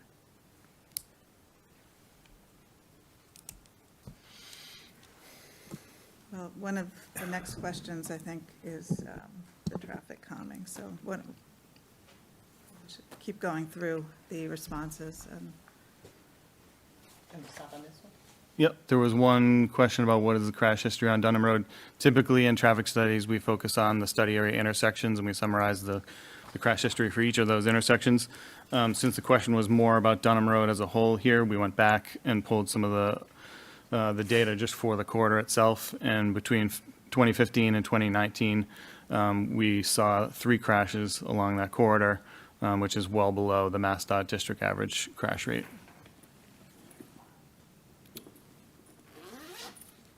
You want to go to the next one? Next. So provide some examples of traffic calming measures that could be considered for Dunham Road. What we wanted to do after the last meeting was to just do an actual check of the speeds out there. So we put a radar device out there on Dunham Road, and what that data showed us was that the average speed of vehicles on Dunham Road was 25 to 26 miles per hour. The posted speed limit goes from 20 to 25, depending where you are on Dunham Road. That, in combination with the volumes and the low crash history, doesn't jump out to me as something that needs traffic calming, but we've heard the neighbors, they have concerns. We're still amenable to exploring that. So we listed some of the things that, that might make sense in this context, but a couple of those, like you said, do end up narrowing the road, which there's already been some comments about the road being narrow. But there are other things like raised intersections, speed humps, speed table, or raised crosswalk. And one that I think makes sense here would be a radar feedback sign, which is one of those signs that tells you how fast you're going as you go past it, and might blink if you're going over the speed limit, that type of thing. But as we said, we're amenable to working with the neighbors and the city to explore the feasibility and desirability of these things. Could I just ask a confirmation question on the radar feedback signs? Those also collect data that the police department? They can. There's a whole sort of range of devices that you can put out there. Some, as basic as something that just tells you you're going 24 miles per hour, to the ones that change color if you're going over the speed limit, ones that light up with like police siren, lights if you're going significantly over the speed limit, but you can also put a radar counting device there as well. Wayne?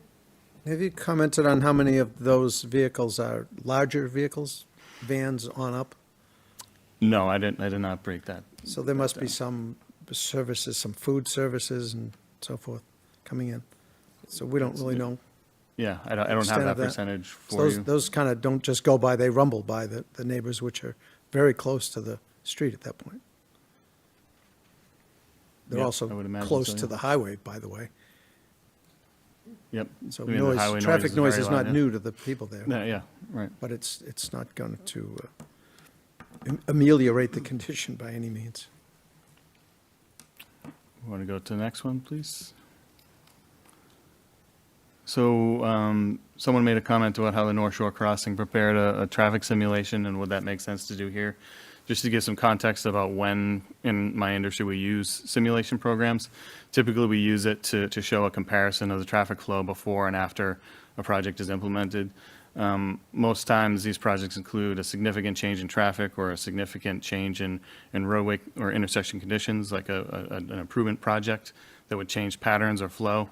For this project, we don't have any significant roadway or intersection improvements, and our site-generated traffic is relatively low at 37 and 45 trips during the weekday evening peak hour. So if you were to do a sort of side-by-side comparison of no build and build in one of these simulation programs, you will not really be able to see the difference between 37 new trips, compared one to the other. It's really just would not be perceptible in this kind of application. Wayne, did you have a question or a comment? Yeah. You say here there are no significant changes to roadways and intersections, and the generated traffic is 37 trips. It's changed, an imperceptible volume. Is 15% an imperceptible volume? 15% of a low number is imperceptible, yeah. 37, like we keep talking about number of trips per minute and whatnot. To see 37 vehicles over the course of an hour, your eye is not really going to know the difference between no build and build if one has 37 more vehicles than the other.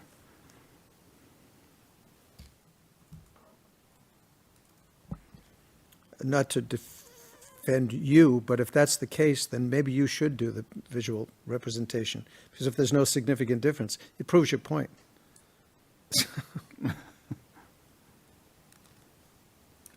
I'm curious about the queuing for that.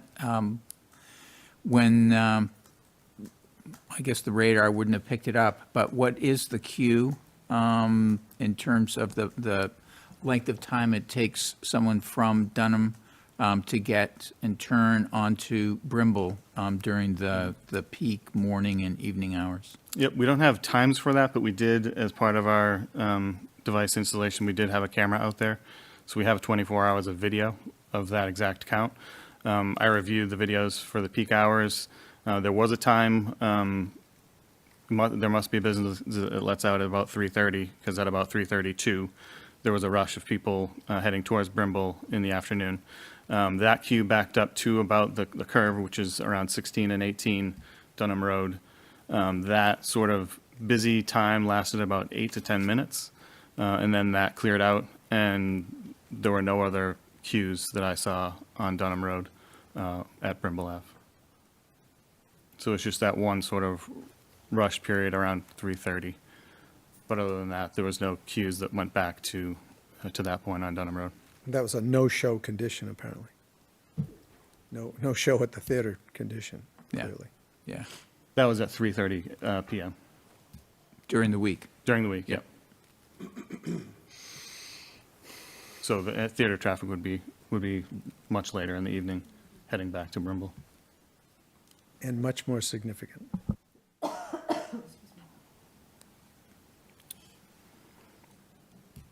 Next slide, please. There was a comment about the safety of bike Sharrows on narrow roads. What we did here, we just did a little bit of research, and NACTO, the National Association of City Transportation Officials, has done some research and articles about Sharrows. those might be a little bit too small for me to read at this distance, but just to highlight what they mean. Oh, thank you. So a lot of it is about just awareness on the roadway. The Sharrows alert drivers that they may encounter bikes while they're on Dunham Road. As they also advertise the presence of bike routes to all users. They provide wayfinding elements. They encourage safe passing by motorists, reduce incidents of sidewalk riding, and reduce incidents of wrong-way bicycling. So there's a number of things that are just alert the drivers and all users to the presence of bicycles so that they know what they're going to encounter as they travel along Dunham Road.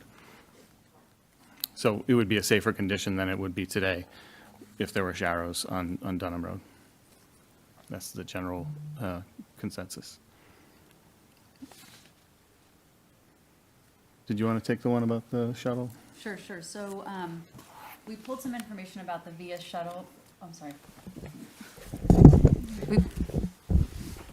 We pulled some information on the VIA shuttle, which is currently working in Salem. So it's called the Salem Skipper there. This, as Miranda had mentioned, is an on-demand minibus shuttle, which is available, in the Salem area, but is intended to potentially be available through a pilot that the city is working on. So Darlene had shared a funding request, a grant request to do this micro-transit pilot for Salem, Danvers, Peabody, Lynn, and Beverly. It's earmarked for approximately $2 million in funding, and we had been willing to support that effort, whatever that looks like. I think at the moment, there's not a formal way to support it necessarily, but again, we saw it as an opportunity working with Cummings Properties and potentially some other developers and landowners to try to support that effort. But we thought this was just a helpful background to sort of speak a little bit to what the program is and how it might be able to be implemented.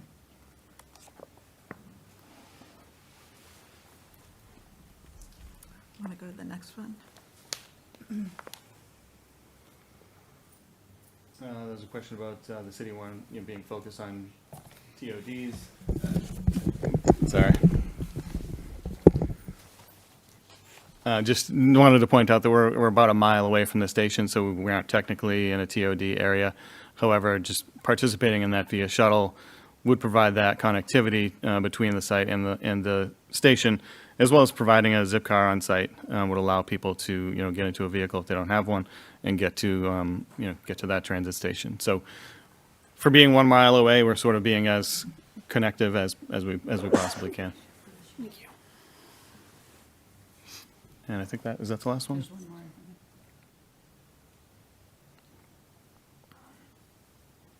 Oh, geothermal, not my area of expertise. So, due to the high upfront costs, geothermal is still rarely used as a heating and cooling system for multifamily buildings. While we're interested in exploring this in the future, the 40 Dunham project will be designed to pursue other important sustainable standards, the pursuit of passive house, on-site PV solar panels, EV charging stations in the garage. We're pursuing a Fitwell certification and working with our civil engineer on stormwater strategies such as rain gardens and rain barrels. So we think there's a lot of really other helpful, sustainable elements and look forward to pursuing geothermal in the future.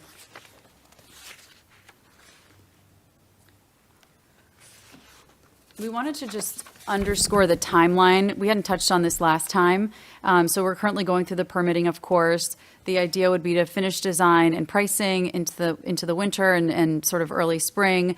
Construction is expected to start sometime next summer. It's approximately 2-year construction schedule. And for the active adult use, this type of community, residents take longer to move. They're often leaving a home, downsizing, and so the lease-up process takes longer. So we wanted to point out that we're not expected to be fully leased until the fall of 2026, which is obviously several years away. And as we're just sort of thinking through timelines and future projections, we still have a ways to go until the building is really fully up and running.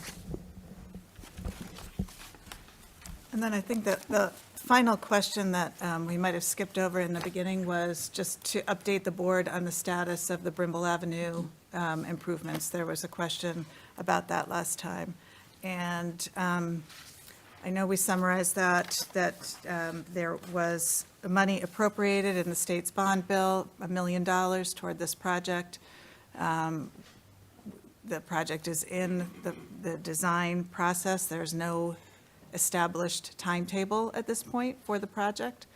Darlene, I know at one point you said you might be able to provide an update for that. I mean, I have some general updates based on we had a MIPA meeting today with, the whole Dunham site is going through the Mass Environmental Policy Act review, to add this project as well as, just a couple other, basically bring it into compliance with MIPA. So I could kind of give a rundown of what I heard from the engineering department. It's not too different from you, but, Yeah. so there's two projects. There's the Brimble Dunham roundabout. We have a conceptual design for that roadway and how it will interact with Route 128, so the intersection of Brimble and Dunham. VHB has been working on that conceptual design, and we're expecting a scope of work in the short term, like days to weeks, for getting that initial design to 25% design. And then that's something that Cummings Properties contributed money to as well. And they're supportive of that work and that project. So, but then the next phase is the city investing money or identifying money to take it from 25% to, 75 to 100% and funding the project. And getting DOT involved and on board, which they are conceptually on board with the conceptual plan, I guess I should say. They've been involved in involved in the process, and so are on board with looking for a solution for improving the safety and traffic flow, but also from DOT's perspective, the safety of the highways and the interchange and the exits are really important.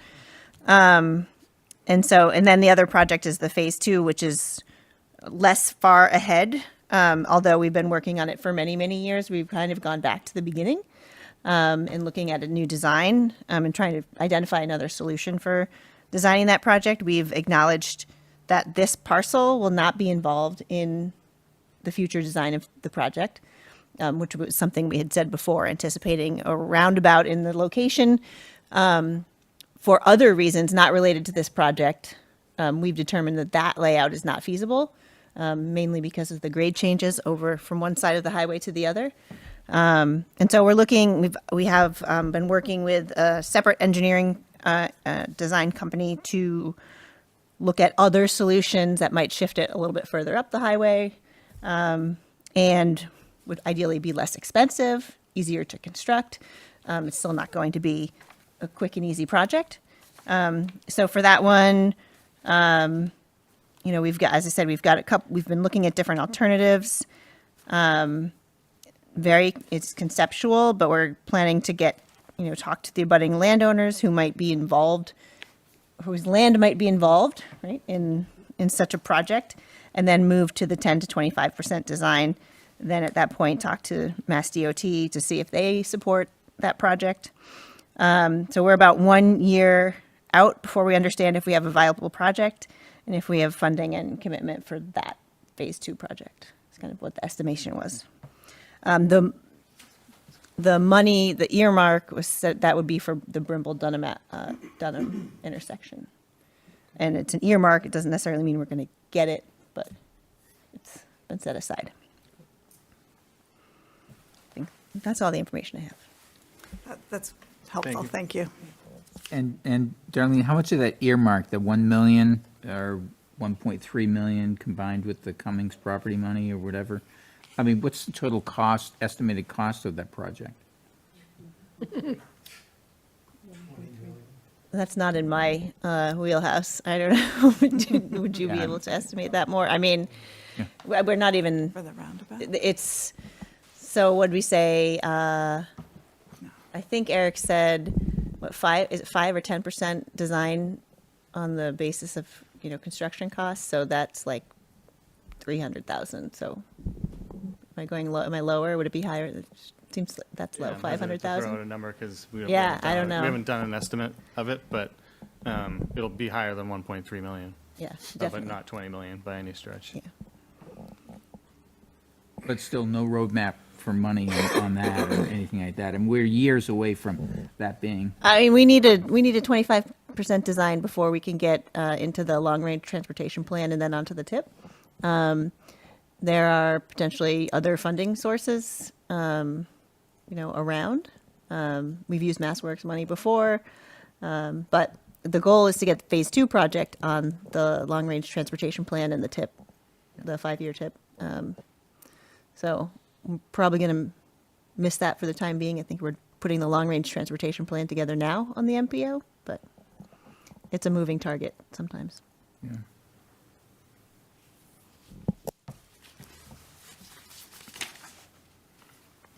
I have a question.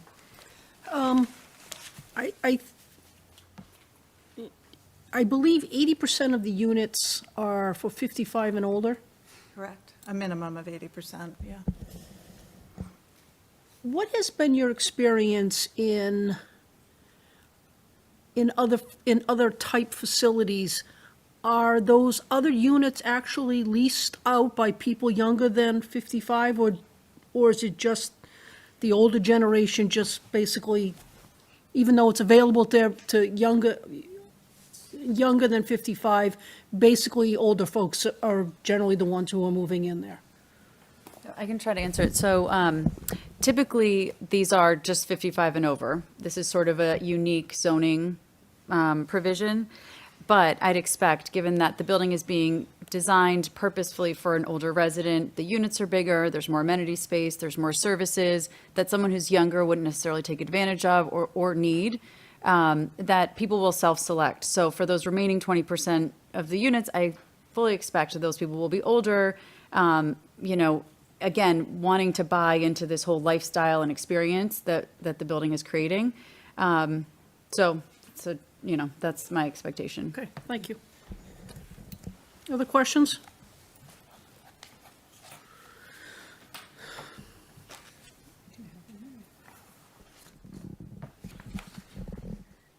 Can I pause for an administrative?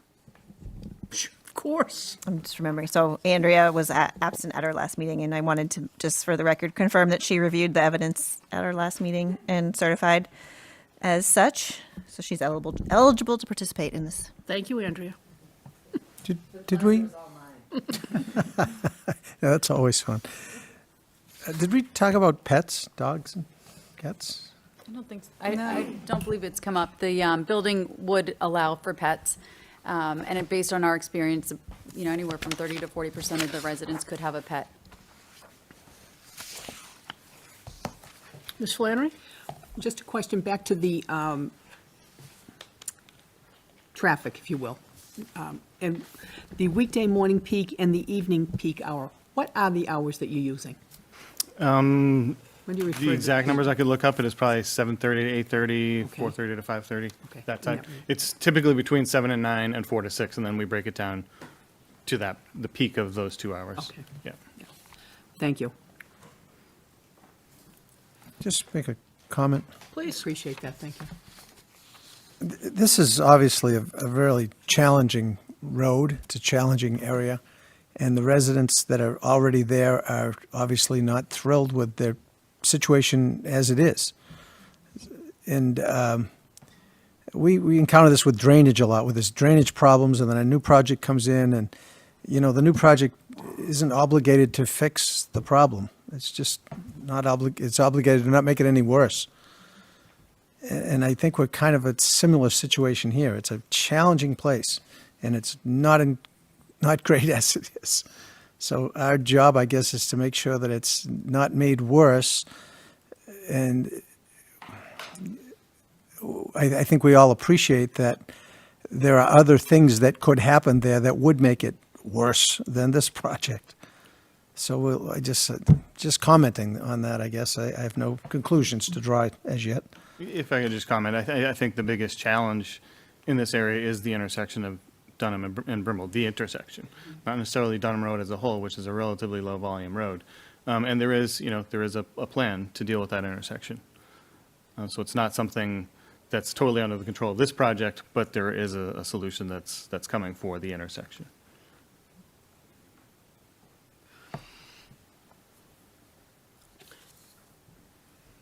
Do you have any preliminary numbers or anything that could quantify how that intersection will be improved?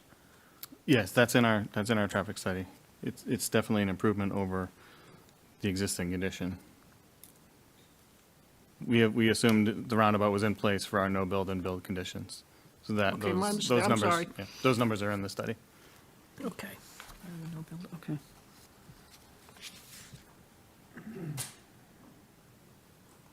All right, this is a public hearing. Is there, well, there's nobody in the audience, but I'll check in case they're hiding. Is there anybody in the audience who wishes to be heard?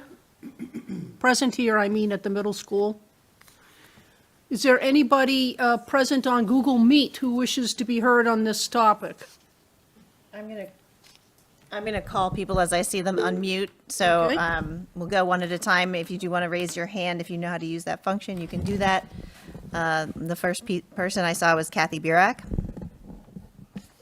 Hi there. I'll raise the old-fashioned way. Kathy Berg, this is actually just a point of information on traffic flow. Kathy, excuse me, could we have your address, please? Sorry, 6 Brimble Hills Drive. Thank you. You're welcome. When the traffic flow numbers were getting talked about, sorry, I'm getting some feedback. When the traffic flow numbers were being talked about, I just wanted to bring up that on Wednesdays when the music theater is in operation during their season, there's a 2:00 matinee afternoon performance that occurs in addition to a 7:30 evening one on Wednesdays. The Tuesday, Wednesday, Thursday, Friday, Tuesday, Wednesday, Thursday nights, they start at 7:30, which means the traffic backs up beginning at around 6. For Saturdays, they start at 8, and there's another 2 p.m. matinee on Sundays. So that's the regular show season. Evening concerts are a whole different thing. So while that is not 12 months a year, it's a significant part of the year. And Wednesdays, frankly, Wednesday afternoons are hell. Not only getting out of Dunham, but getting through the traffic circle at the Whole Foods Plaza because of the backup from that intersection. So that while it may not show in your data, it's a really significant thing to consider. That's all I want to say. Thank you. Barbara Salerno. Hi, it's Barbara Salerno. I live at 16 Dunham Road. Again, I want to thank you all for allowing us to share our thoughts. I have just a bunch of notes here. The traffic study is very frustrating to me because there's a lot more that goes on here than the 24 hours that he explored. Even just this past Saturday, Endicott College uses the parking lot of the North Shore Music Theater and has people park there and buses bringing people, big giant buses bringing families to Endicott for parent weekend. And that goes on a number of times throughout the school year just for that college, but then a number of other things. They also, I want to also highlight that the Cumming Center is not full. There's 1,500 parking spaces and the buildings are not full at this time, so that doesn't take account for that as well. I just also want to bring to everyone's attention that the 1.3 parking spaces is something that they continue to be able to provide for the residents of this new building, with 50 supplemental shared spaces for residents and visitors, but only on evenings and weekends. So where are these people going to park when they are not able to park in the Cumming Center? And then where do people go when it snows? And where do all these extra people go when there's snow bans? There's just so many unanswered, like, oh, we could do this and we kind of have these 50 spots, but just during these times. And then same with the the traffic study, I feel like just the information that was given, I want to first thank the board member that drove down this road, and I just want to thank you for doing that. I know everyone has driven down here before, but it is narrow, and there are absolutely no sidewalks on the whole street. And at the traffic meeting, they said that there's an absolute no possible way to add sidewalks all the way down the street because it's so narrow. They've already looked into that for many years and said they can't. There's no sidewalk in front of my house, and there's no way there would be one, or it would be really close to my front door because, as someone else said, my house is very close to the street and the highway. So these people riding bikes and using the measures that they just showed, like be careful, look carefully, they cannot ride their bikes down my street because there will not be able to be sidewalks. Let me just look quickly. I don't know about this conservation approval, NEPA review, Mass Highway. I don't understand all that. The traffic department said they cannot put sidewalk. Yes, I just reviewed that.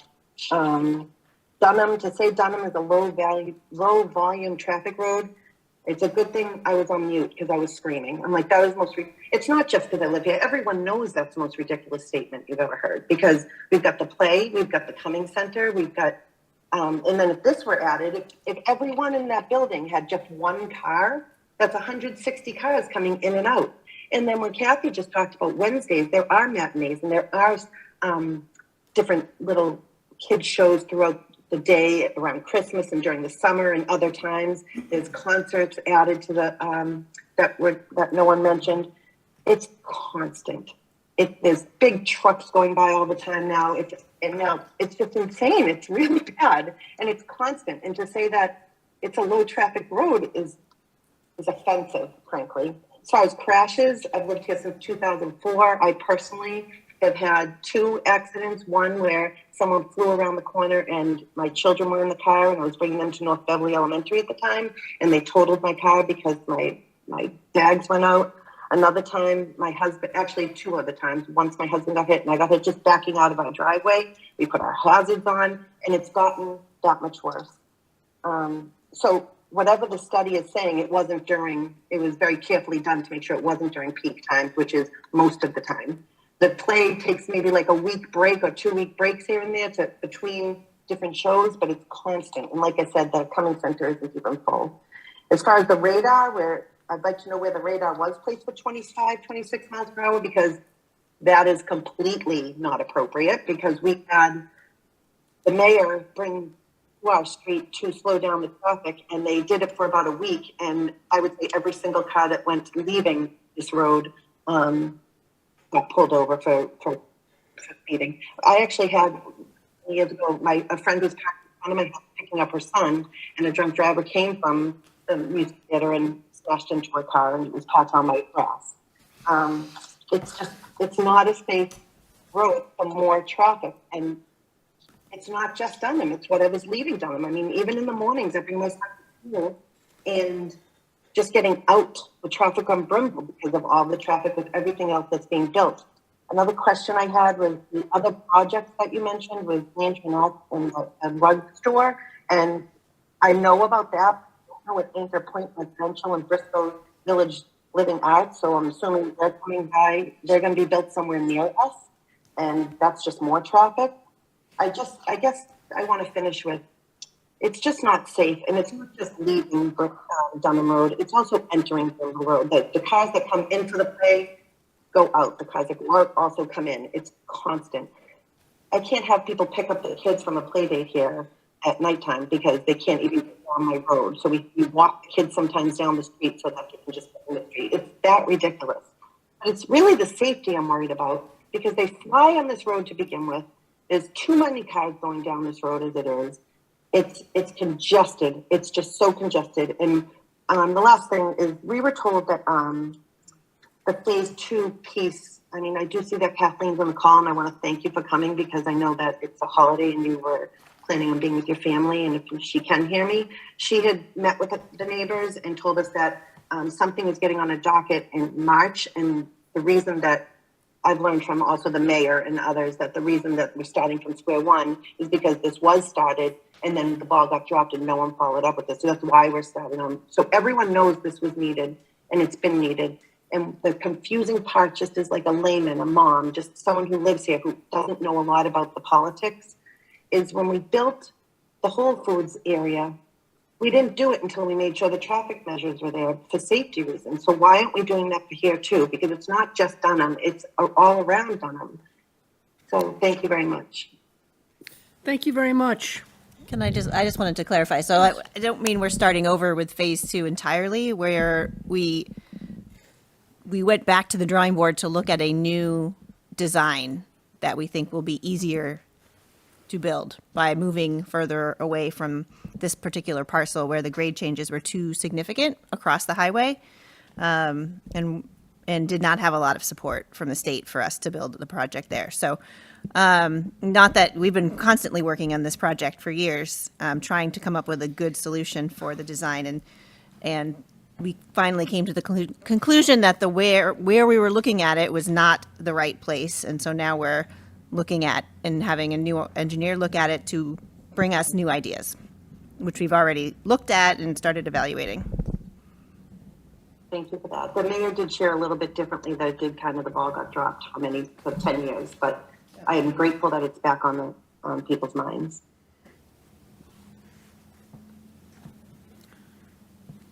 Is that it for the public? I don't see any other hands. I don't know if Councilor Feldman wanted to speak. She turned her video on. I don't know what that. But. I am here. I said the majority of what I wanted to say the last time, so I don't want to be redundant, but I'm obviously very committed to supporting my constituents and being here and what the path forward is for this property, and trying to stay on top of the plans for the infrastructure surrounding this area, regardless of what happens tonight. So moving forward, I would say with phase 2, because I just, we all know that things happened and things changed. So I'm just hoping we can do a full court press on moving forward, and everyone's seeing the need for phase 2, regardless of what happens with any further development on Dunham Ridge. So that is all I have to say for now, but we'll have future meetings regarding phase 2 and the Brimble Dunham intersection in the coming weeks. Thanks. Thank you, Counselor. Anything else from anybody? Any other questions, comments? Attorney Samasco? Madam Chair, I'm happy to sort of summarize the special permit criteria if the board feels that they are ready to hear that and that they want to hear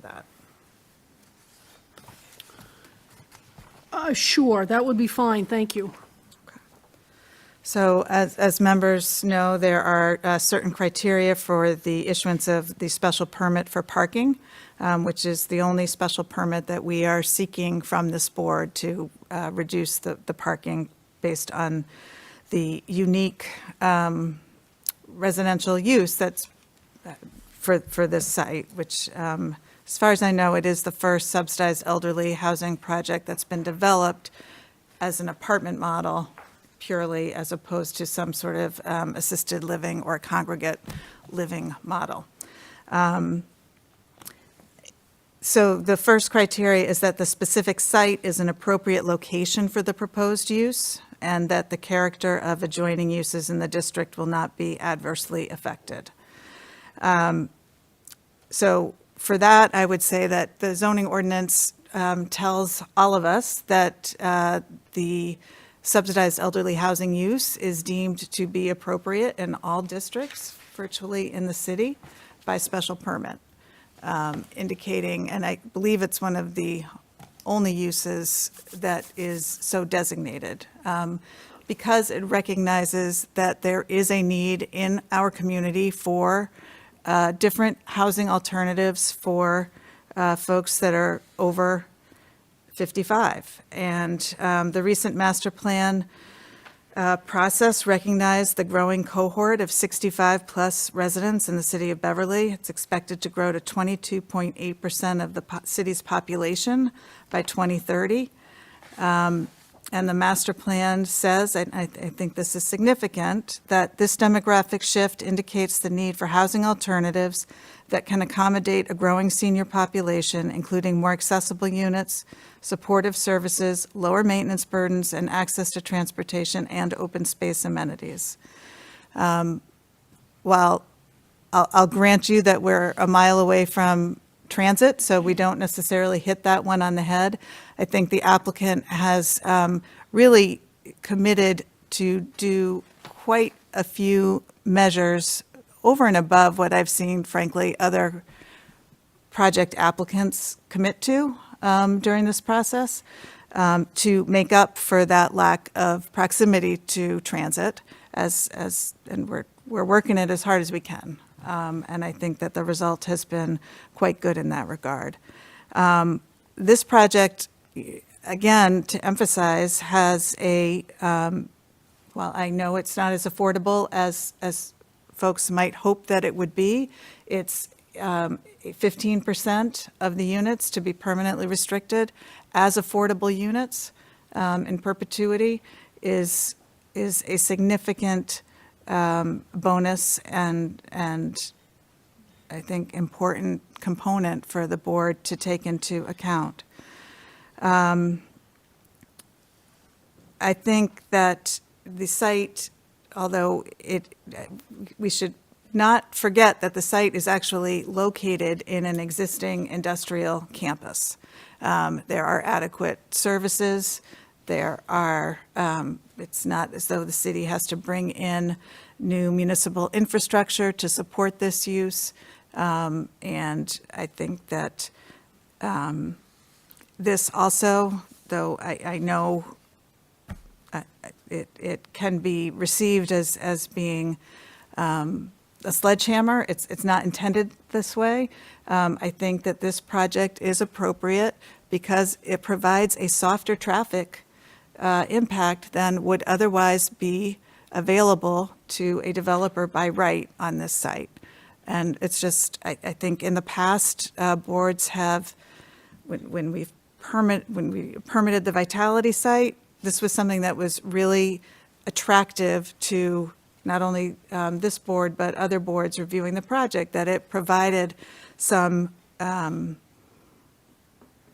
lightening of traffic compared to what could be. I know that's not solving what is, and to Mr. Miller's point, the problem exists. We're trying to make the problem, we're trying to ameliorate the traffic problem that exists, and that's bigger than this project.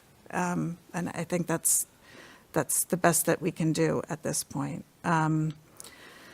The second criteria is that no factual evidence is found that property values in the district will be adversely affected by such use. Again, it's in the industrial zoning district. Cummings certainly has not indicated that there would be negative property values based on the development of this property, so that criteria is satisfied. Third, that no undue traffic and no nuisance or unreasonable hazard will result. And while I grant that we are all concerned about the level of traffic that these neighbors are experiencing, this project in and of itself has been demonstrated by an extensive traffic study that was reviewed by Parking and Traffic Commission, and the conclusions are that the traffic impact from this project are really quite minimal. Yes, they are being dumped into an existing roadway network that is carrying at peak times more than we want to see. But the incremental amount from this project is not causing the nuisance or any unreasonable hazard based on the data that the traffic engineer has provided. Adequate and appropriate facilities will be provided for the proper operation and maintenance of the use. I think that this applicant has also gone further than any other applicant that I've worked with in committing to provide all-electric heating and water and cooling in this building. Lauren is maximizing the availability of solar and really thinking outside the box, and I think that this is going to be a flagship residential project for the city to tout as being environmentally progressive. And I think that though that is not usually something that the ordinance takes into account, I think that factor is really important here. The project will utilize all current low-impact development strategies, minimizing impacts to the adjacent wetlands. And as Lauren has mentioned before, and her architect, they are applying and hope to be eligible for the city's first passive house private development. Fifth criteria is that there are no valid objections from abutting owners based on demonstrable fact. Certainly, we can all relate to what the neighbors are experiencing. Again, there are traffic engineers for a reason, to study the data that's out there, to project what the impacts of this project will be, and the data that has been collected, analyzed, and submitted demonstrates that this project will not be an extra source of objection from abutting property owners. And finally, that adequate and appropriate city services are or will be available for the proposed use. I touched on this before. We're constructing in an office park. We are not having to bring municipal utilities to a new site. This is, and we've been through project review and all of the city comments, and there has been no expression of concern that there will not be appropriate city services for the site. So I think that this project has a lot to commend it to the board and to the community. Will provide housing that is desperately needed, and will be progressive in terms of the energy conservation. And when we consider that the special permit is really focused on reducing the parking ratio, I would suggest that the applicant had heard the concerns in that regard and came back with significant add-ons, both in terms of adding spaces on site, adding the 50 shared parking spaces, and also demonstrating that if this self-selection process of folks who want to live in this property, if Lauren's all wrong on that, we have the ability to build excess parking up to approximately 25 spaces on site to satisfy that need. And we've committed to go back to the Parking and Traffic Commission to prove that out after 80% of occupancy of the project. So I think that in particular with regard to parking, that the project definitely meets the special permit criteria. Thank you. You're welcome. Can I just say, I always appreciate the fact that when you come before us requesting a special permit, you always make sure that you present potential, what I call findings of fact, to base the special permit on, and I appreciate that. Thank you very much. Just, can you verify, Attorney Samasco, Parking and Traffic Commission has a letter dated 9/29/22 with a series of conditions they voted. Their specific vote was to recommend with conditions. And does your client have any concerns about these conditions, and is the client willing to comply? I think we agree with the conditions. Do you have clarifying questions? Just a couple very small questions. Maybe we could do a sidebar with Darlene, but generally it was consistent with what we'd presented and what we'd agreed to as part of that presentation. Okay, so the bottom line is that you're fine with the parking and traffic conditions? We are, again, I just want to clarify a couple, there was some language in there that I wasn't familiar with, so, but generally speaking, we are comfortable with it. Yeah, I do have it. I assume you're asking that because if we approve the special permit to reduce the parking and wanted to condition it, we would possibly want to condition it upon all of the findings in the Parking and Traffic Commission report. Yes. Yeah, okay. And Conditions here. I think you probably just answered my question, but Darlene, those conditions would be applicable to the special permit and the site plan, or just the special permit?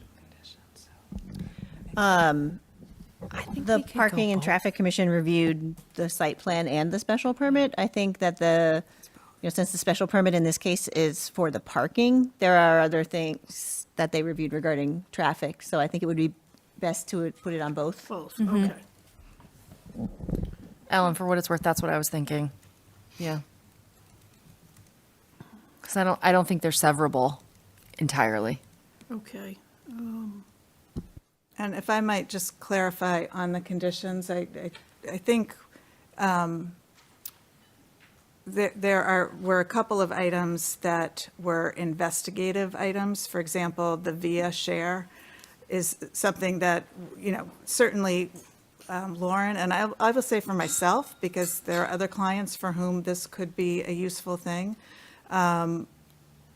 It's definitely something that we can commit to investigating and to pushing, but it is a regional endeavor and will require cooperation from lots of parties to get it off the ground. So we just want to be, and I think that we can rely on the common sense of the Parking and Traffic Commission when we go back to them. But I think on the record, I just want to say, I think these were some of the concerns.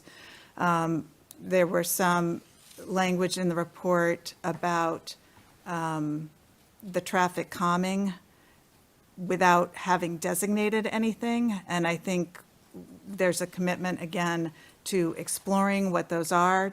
You heard today that there's also some concern that it doesn't necessarily warrant some of the usual traffic calming measures. But I think that will entail a discussion with parking and traffic to go back and have that in more detail. I think that's, what, did I miss any? Yep, no, I think that's right.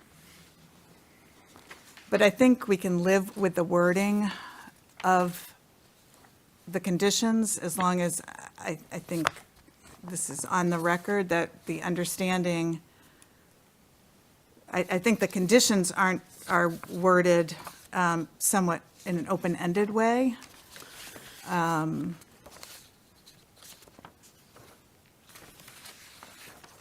So if we just go through them, which might be helpful. Okay.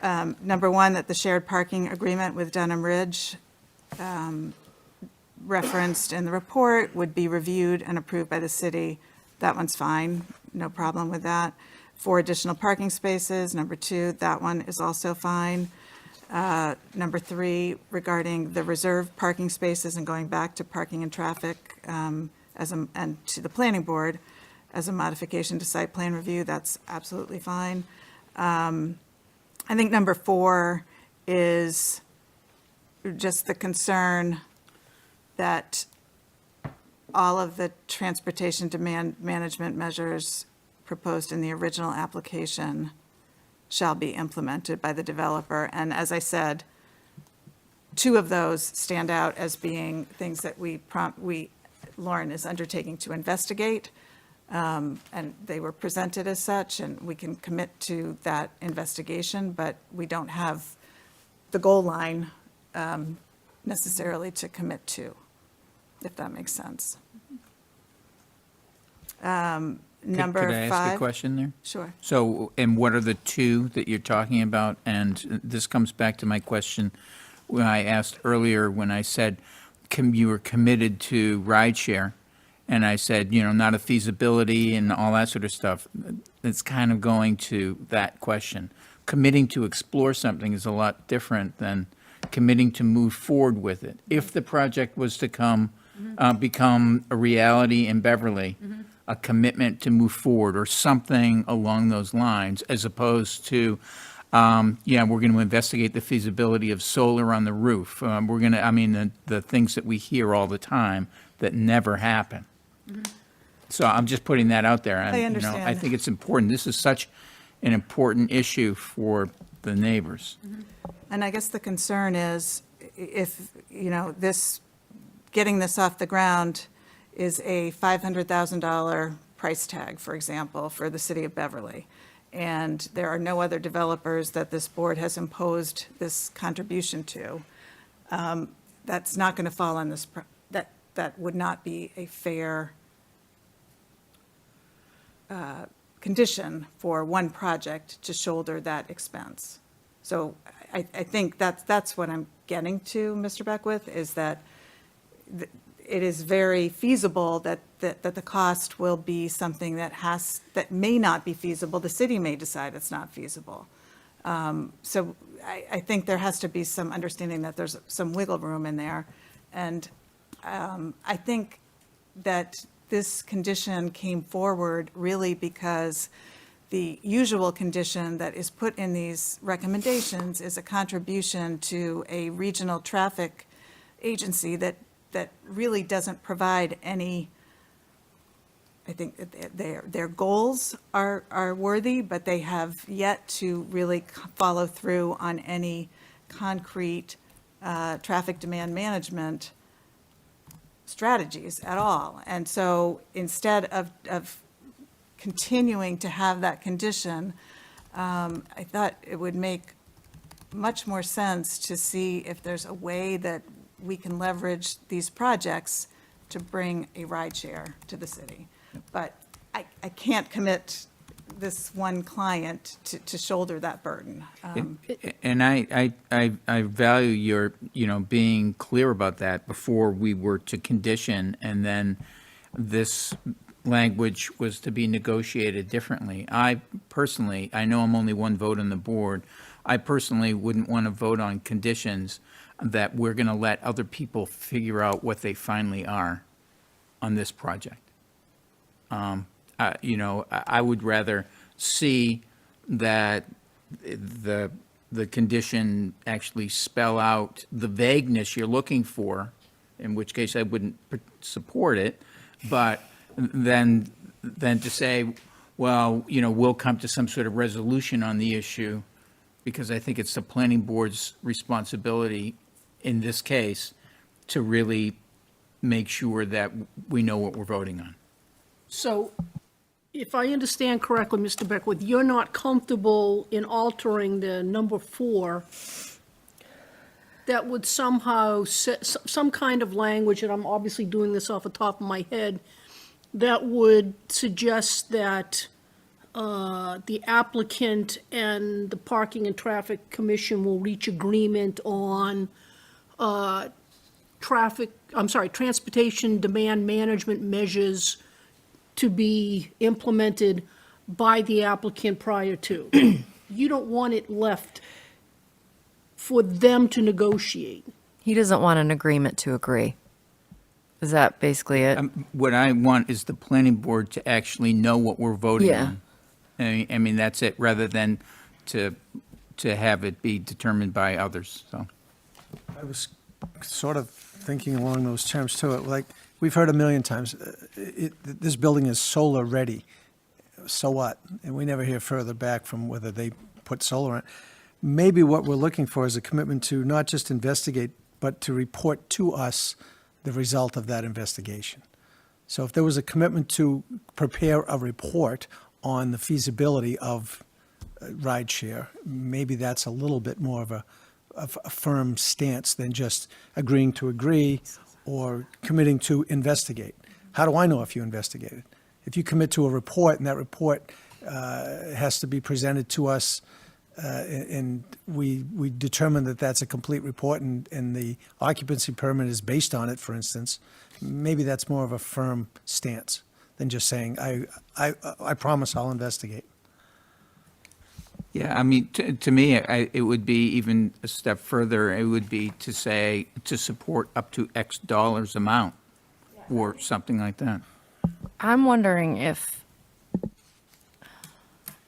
I don't want to be too vague, but is commercially reasonable efforts appropriate here? Because I know that's a little bit squishy, but for example, I don't think it's commercially reasonable to require one owner in a campus of 10 buildings to shoulder the entire burden of a rideshare. So I look at that as clearly unreasonable in a commercial setting. But I don't know if, you know what I mean? And so I wonder if we can maybe skin the cat that way and say that you'll use commercially reasonable efforts to enter into a definitive agreement with the city of Beverly to do, I mean, I just don't, Yeah. I'm trying to give you guys enough comfort and also allow us to have enough comfort to support it, if that's what folks Yeah. are hoping to do. I was thinking more of a carve-out, and the commercially reasonable may come into the carve-out. In number 4, where we talk about the TDMI or TDM measures proposed, the applicant shall demonstrate that the strategies are in effect prior to certificate of occupancy. And it does say to the extent feasible. What I'm thinking is maybe that there's a proviso that with respect to the applicant's commitment to explore the VIA rideshare program and to Investigate and select report. traffic calming measures, the recognizes that the applicant should satisfy this by taking commercially reasonable efforts or something like that. It's tough to commit to a dollar amount, but that's another way to do it. I mean, for example, just so folks have the frame of reference, Darlene, you probably know this number better than I, but isn't it $3,500 a year that folks are paying the existing regional? At one point. At one point, yes, I think. It's of It's that changed over time, magnitude. but it's about that now, I think, 35 maybe, yeah. It's of that magnitude, so, I don't know whether it's appropriate to think about it in terms of something that's comparable to that, but that's, I think that the real, I hate to overstate it, but I think that the real benefit of pushing this issue is to get it out there so that this board knows about it, so that other developers know about it. And I think already Lauren's provided more information publicly about the availability of it than I had certainly seen or other projects had seen. And I'm not trying to hedge, I'm concerned that this price, the more information Lauren gathers, the bigger of an endeavor it appears to be. And that's not to say that it won't be taken on, but it can't all be taken on by her. Yeah, that's the, I sympathize with that, because the path of least resistance is to take the burden in hand who's already committed and require them to foot the full bill. And I don't know that that's equitable in context. Just to confuse issues a little more, I mean, I suppose this is from your report, though? This is from the memo to the parking and traffic. Okay. we're So- in, sorry, well, I'll take it. We're in the realm of ride sharing, and there is ride sharing already in place in the form of Uber and Lyft.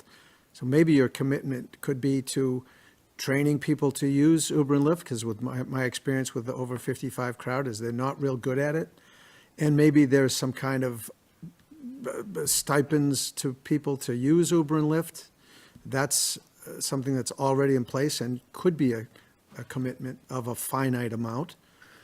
Or commit to a training program, like I said, or advertising. Maybe there's some way to make that happen, because that's not a kind of a pie-in-the-sky ride-sharing system. It's an existing infrastructure of ride-sharing. So maybe we turn in that direction. And Lauren's also, she is footing the bill to have a Zipcar there, and she's committed to that, and that is along those lines to try to encourage residents that is an excellent Yeah. resource. I mean, you're talking, the big challenge in transportation is last mile. And you are the last mile. You're only a mile away, so it is the last mile that we're talking about.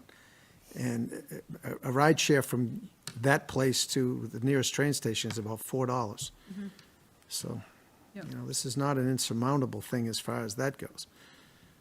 That's a good point. Maybe you would like to make some commitment along those lines. It might help in your marketing. I don't know. Yeah.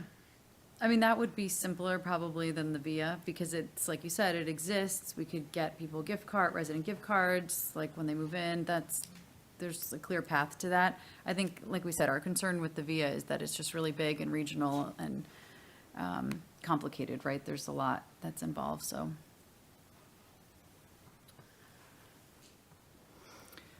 Did you have something? No. Oh. I'm wondering if it makes sense to try and hammer out some language, like right now. Yeah. I'm wondering if we can, Darlene, continue on with our meeting, continue this to later on this evening, like 15, 20, 25. Yes, I think that's a great idea. So, because I think, it sounds like it's important to everybody to have that number 4 resolved.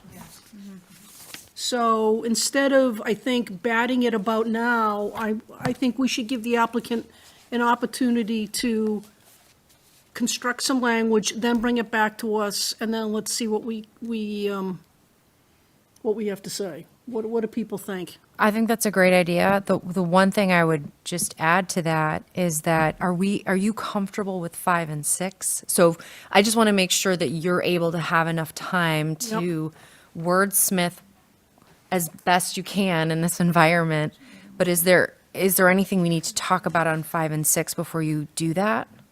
Yeah, I think those are all fine. Yeah, So it's that's- really just it's 4. Yeah. It's just 4. So in a sense, you'd be comfortable with this board voting theoretically to approve site plan review and the special permit with the conditions that are contained in the September 29th Parking and Traffic Commission letter, but we just need to work on 4. Okay. No bigs. It's really easy. No bigs. I like this idea. I think it's a great idea. However, I don't want to be disingenuous here and send you away with the idea that you come up with some good language for 4 and you got what you're looking for. We have not made that commitment and cannot make that commitment. You're not going away to say, okay, we'll definitely give you this if you come up with good language. I'm not there. And I don't think we should commit to that. I don't think we're Okay. committing to anything, but right now, we're Just clarifying. We're stuck. Okay? And it seems to me that provision number 4 is the hangup. And it's the hangup for the applicant. So if the applicant can come back and offer some language, we can discuss it. Yes. I don't think there's anybody saying, you got it, you Then gave us good. language, you got it. Then good. Okay. What do we need to do? I just wanted to be clear about that. And I appreciate that. Do we need to recess this? I don't, Can I just ask one last question of Darlene? sure. I guess, and I want, this is aside from that, I mean, this, to me, the permit is about parking.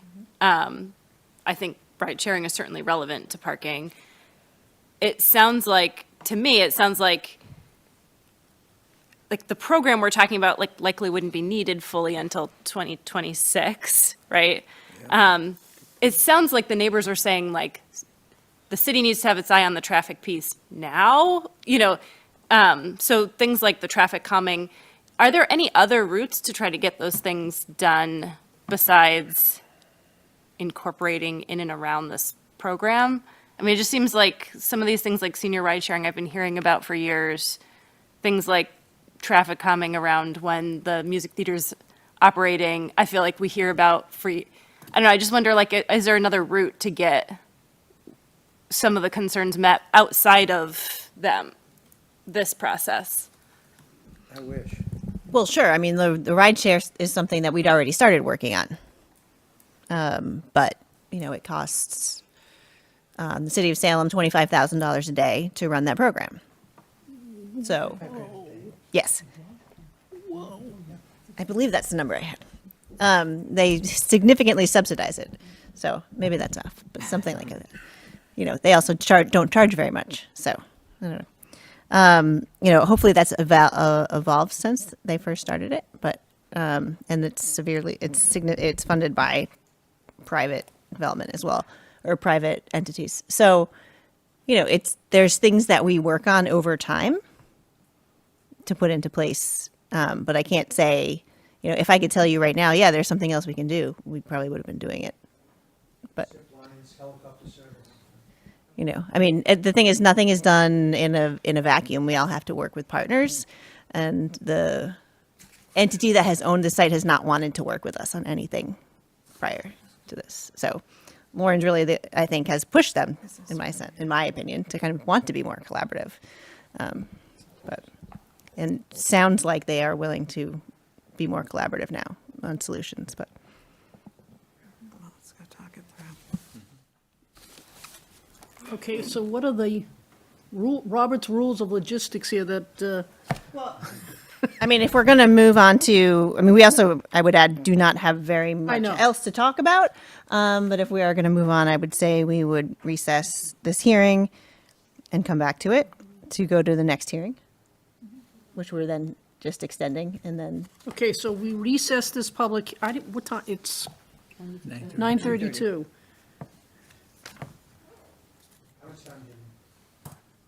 I think we need 5 minutes. Oof, such confidence. All right, all right, why don't we move to recess this at 9:32 and return at 9:45? 9:45. So moved, Chair. Sure. Second. Second, okay, I got to take a vote here. Sarah Bartley? Yes. Ellen Flannery? Yes. George Gomes? Oh, thanks, thanks for the reminder. It was a test. You passed. Wayne Miller? Yes. Ronnie Sinclair? Yes. Andrea Toulouse? Yes. Derek Beckwith? Yes. Ellen Hutchinson, yes. Okay. So they're going to work on some language, and we'll see them back here. In the meantime, we will move on. Darlene, do we have to, I'm sorry, I feel like, do we have to vote to continue? We have to vote to continue the public hearing, number 5. we have to vote to continue number 5 and select a date, which Yes. Miranda walked away, but I can inform you a little bit about that one.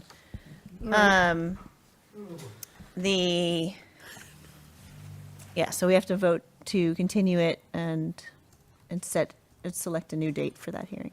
Okay, do we want, Dates, these are dates. 10:25?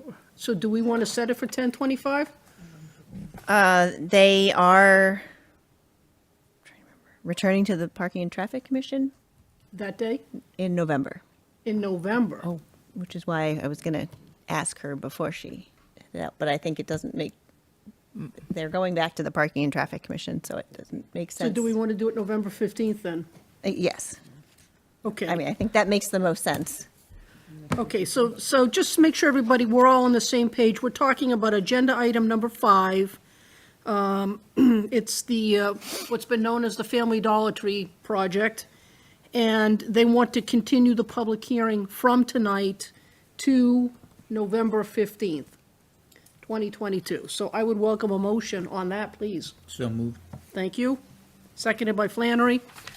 Discussion on the motion? Hearing none, I'll call the roll. Sarah Bartley? Yes. Ellen Flannery? Yes. George Gomes? Nope, nope. Yeah, it was another test.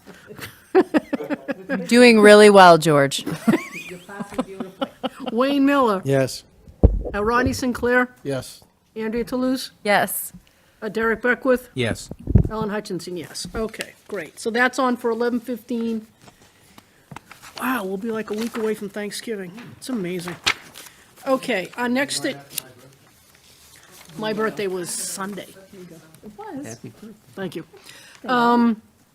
Number 6 is the set public hearing for site plan review number 158-22 for the property at 119 Rantoul Street, a new mixed-use building with 56 residential units, 1,650 square feet of commercial space, and 57 parking spaces. And the applicant is Wilso Ventures LLC and Tiny Ventures LLC. And do we want to put it on for the 15th? Or the, Well, we have, I was trying to remember which ones we have left.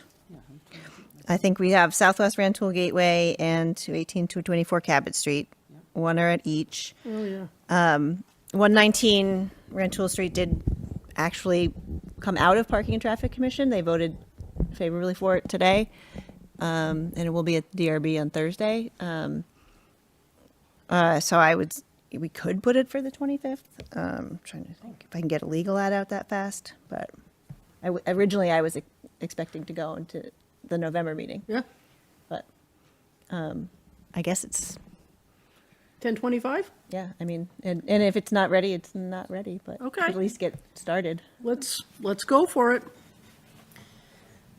Can, I have a motion to set this public hearing for October 25th, 2022? For site plan review number 158-22? Yep. 119 Rantoul Street? Yep. So moved. I have a motion. Do I have a second? Second. Andrea beat you to it. Good. Okay, I'm going to call the roll. Sarah Bartley? Yes. Ellen Flannery? Yes? George Gomes, you can't vote on this. Yes. Wayne Miller? Yes. Ronnie Sinclair? Yes. Andrea Toulouse? Yes. Derek Beckwith? Yes. Ellen Hutchinson, yes. Okay. And I think that is all that we have at this moment. If people want to, It's, I did not have the minutes to you It's in okay. time.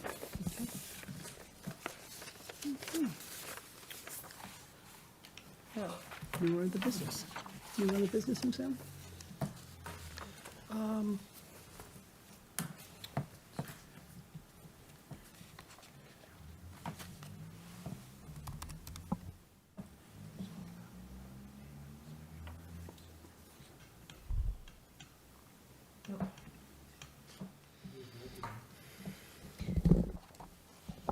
If you, I was gonna say, if you, I could add some new or other business if you want. Yeah, can you give me just a second?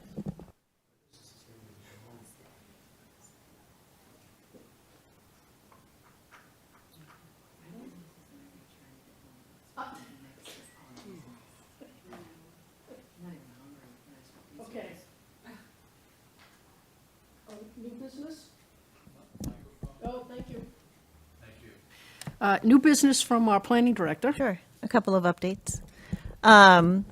One is last night at the city council hearing, they scheduled a public meeting, a public discussion Public discussion. on the proposal, I think it's really an open discussion, but grounded in the proposal to reduce the allowed heights in the city to 3 stories in the entire store. And it's not a valid zoning change proposal at this time. The council has to decide whether or not so one city councilor cannot submit a zoning change is what the solicitor's office informed us. It has to be the city council itself as a body has to submit I it. see. And then I also presented, Can I ask a quick question on that? So What? as a body, they have to submit it? Do they need a specific majority? Is it a supermajority? Is it unanimity? they need a majority. Okay, just simple majority? I believe so. Okay. Yes. So in response to that, I also had informed the city council that my plan was to have a public meeting this fall about the design standards project that wrapped up in mid-August, with the ultimate goal of that being a zoning amendment, well as there's a couple of other things on our list of zoning amendments that we do want to put forth, and without overburdening our committees that have to review these, such as the planning board and the city council, we were trying to space them out. So I expect that we'll talk about that at that meeting as well, that I might give a presentation. I will share it all. I will share the draft with you. It is on the city's website. And because of some comments that I have heard from various meetings that I was at or not at, I will also remind everybody that the master plan is and has always been on the city's website since it was adopted by the planning board in January 2021. And on that page too, you'll also find all of the strategies that we're working on, and where we are, the ones we've completed and the ones that are ongoing. And I actually had a less consequential update to provide first that went out of my head. Okay. But maybe I'll think about it. The council, The meeting is Monday, October 24th. Thought I said that. So immediately before our planning board meeting. council also voted to accept a $300,000 grant from a donor to fund a sustainability position. Did they vote to accept that? What? Did they vote? They did. Okay, last night? Oh, okay, they hadn't voted when I left, so. What time's the meeting, Tom? What? What time is the meeting on the 24th? Yeah, we did. We voted on that. Okay.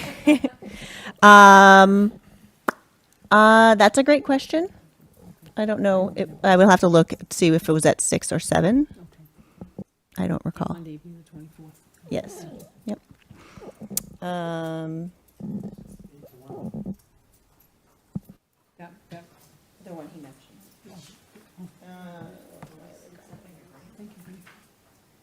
So, Darlene, I have a couple questions. Oh, so, no, you remember before I make you forget. I have reached out to the Citizen Planner Training Collaborative to try and get them back in. Back in 2019, we talked about doing a training on kind of some making motions and kind of planning board activities and things like that. So I have reached out to them again to see if they'd be able to do something coming into us to meet with a couple of our boards, maybe the planning and zoning board together. And other than that, they did say, well, we do have a fall catalog of courses, and I know I've shared them with people from time to time, and there's a conference in March that can be very valuable, and we are always supportive of our board members taking advantage of those training opportunities. Is it in Florida? No, but we're willing to pay to have somebody come to you if that makes it easier for you. Florida doesn't know anything about Massachusetts zoning law. So, so my question, and this is not tongue in cheek, is we have another project proposed for Rantoul Street. And I don't even know the height that we're talking about for that one. But how many other projects are there roughly in the queue that you are aware of that that could be brought forth within the next 6 months? So if we're looking at putting a vote on zoning issues and changes off for months, I'm wondering what the queue is that's lining up right now. Of what I know, there are no more.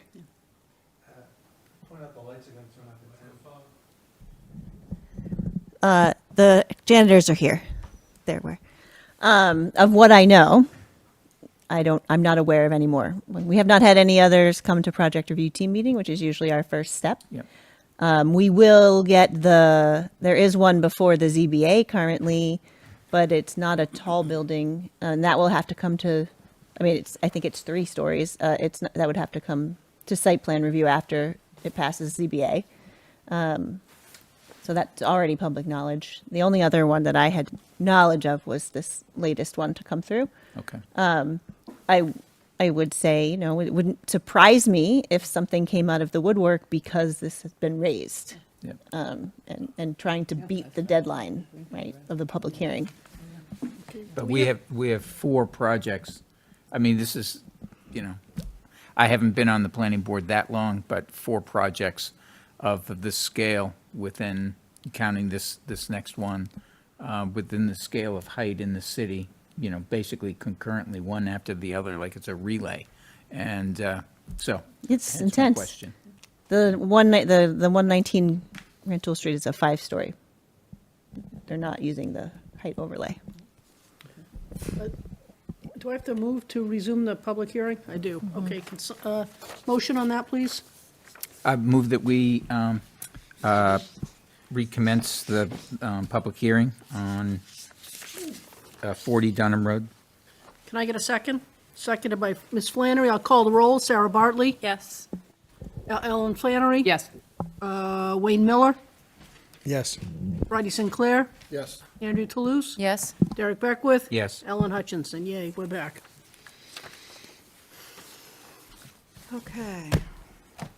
Thank you for the time. I think that what we would propose is to add one sentence at the end of paragraph 4 that would read, specifically, with regard to partial funding of the pilot program for the VIA shuttle, comma, the applicant will commit to pay up to $15,000 to fund a pilot program.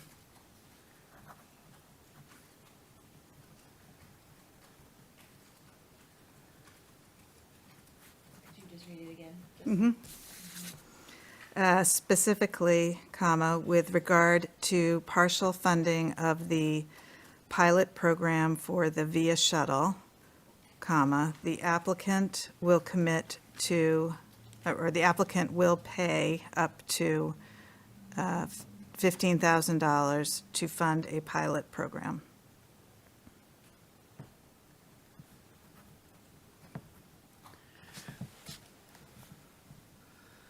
Okay, so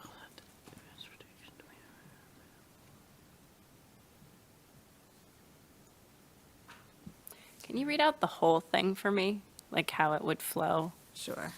So number 4 is that the transportation demand management measures proposed in the original application and the September 6, 2022 supplemental traffic memorandum, and as referenced above, shall be implemented by the developer and in coordination with the City of Beverly as applicable. The applicant shall demonstrate that all TDM strategies are in effect prior to the certificate of occupancy. It should say being issued by the Beverly Municipal Inspections Department to the extent feasible. That's how it's written, and then the new sentence would come at the end of that, just to be specific with respect to the VIA pilot shuttle, because I think that was the one that was vague.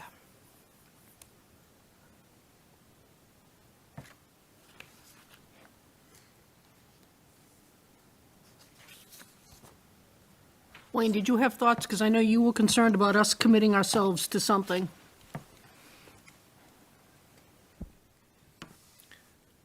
I think that's fine. I think that $15,000 will fund somebody for about a week of studying to see whether or not the rideshare program could work. 15,000 will get you a little bit of research. That's about all. But I'm fine with that. I would be more interested, frankly, in a commitment to training people how to use the existing Uber and Lyft systems. but I'm not going to die on that hill. That's really all I have to say about that. I'll just say too, in response to the training of folks to use rideshare, so we will have on-site property management. They'll be there for most of the week. Residents will rely on them for a lot of stuff, and I think, that's certainly something that I think they would just do in the normal course of being at the building and helping residents, go about their day. So I think that there will be that resource. I don't know if we have to formally commit to it, because I think just by virtue of the. It's actually, the report already provides that the developer will develop transportation-related marketing and education Oh, materials. yeah, perfect. So Mhm. that will happen. That could include that.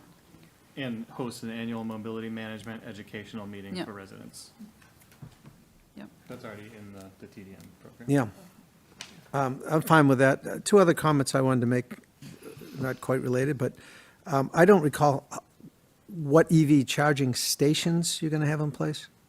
So the Passive House requires 20% of the parking to be EV ready and 2 spaces to be EV installed. We're still working through the design of it.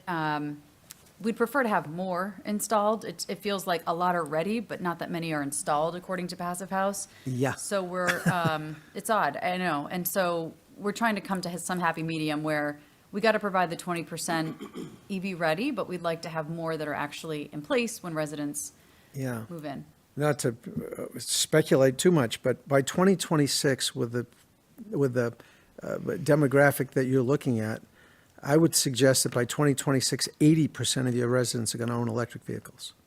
Could be, yeah. I mean, yeah, and 20%. I've been watching this for 10 years Yeah. pretty carefully. 20% is already a lot. I mean, believe it or not, just looking across the board in terms of building code or other zoning requirements, even as it relates to LEED.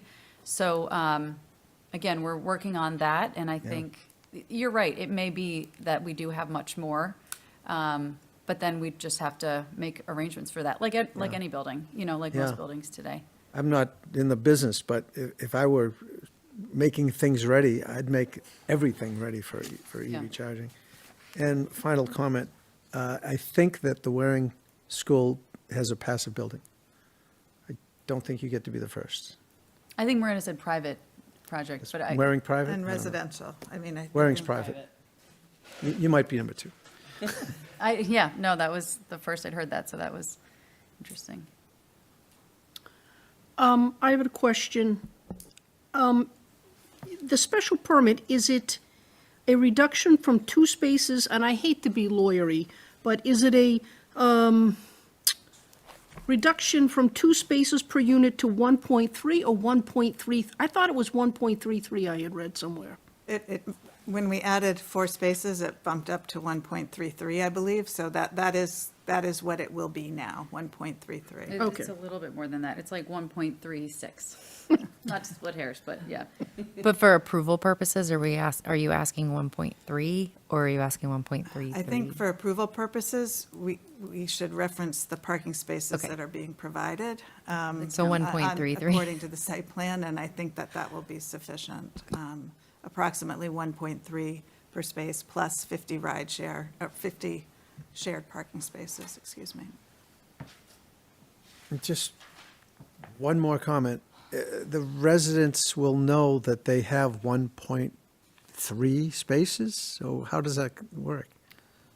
It's managed through the leasing team. They'll, as they start to lease 1 bedrooms versus 2 bedrooms, they'll just be careful to allocate parking accordingly. So if they start to see that the 1 beds have 2, many of the 1 beds are starting to take 2 spaces, they'll either raise the price on the second space, or they'll just say a 1 bed gets 1 spot, a 2 bed gets 2 spaces.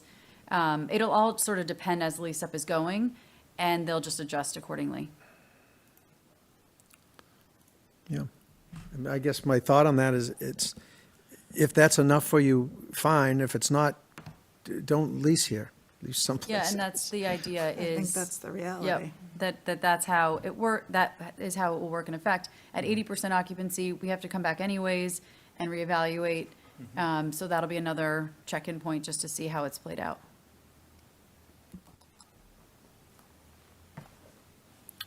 Okay, and forgive me for jumping around. I want to go back to that one sentence provision in number 4. Darlene, do you have any comments on that?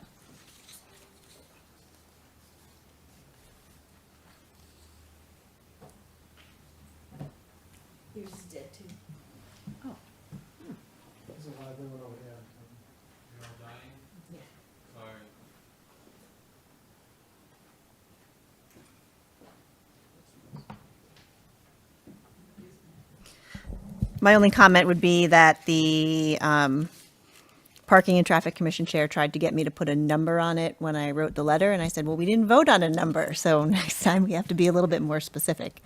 And so I think they would welcome that clarity. Okay, because I certainly understand your concern with it being open-ended. Thank you.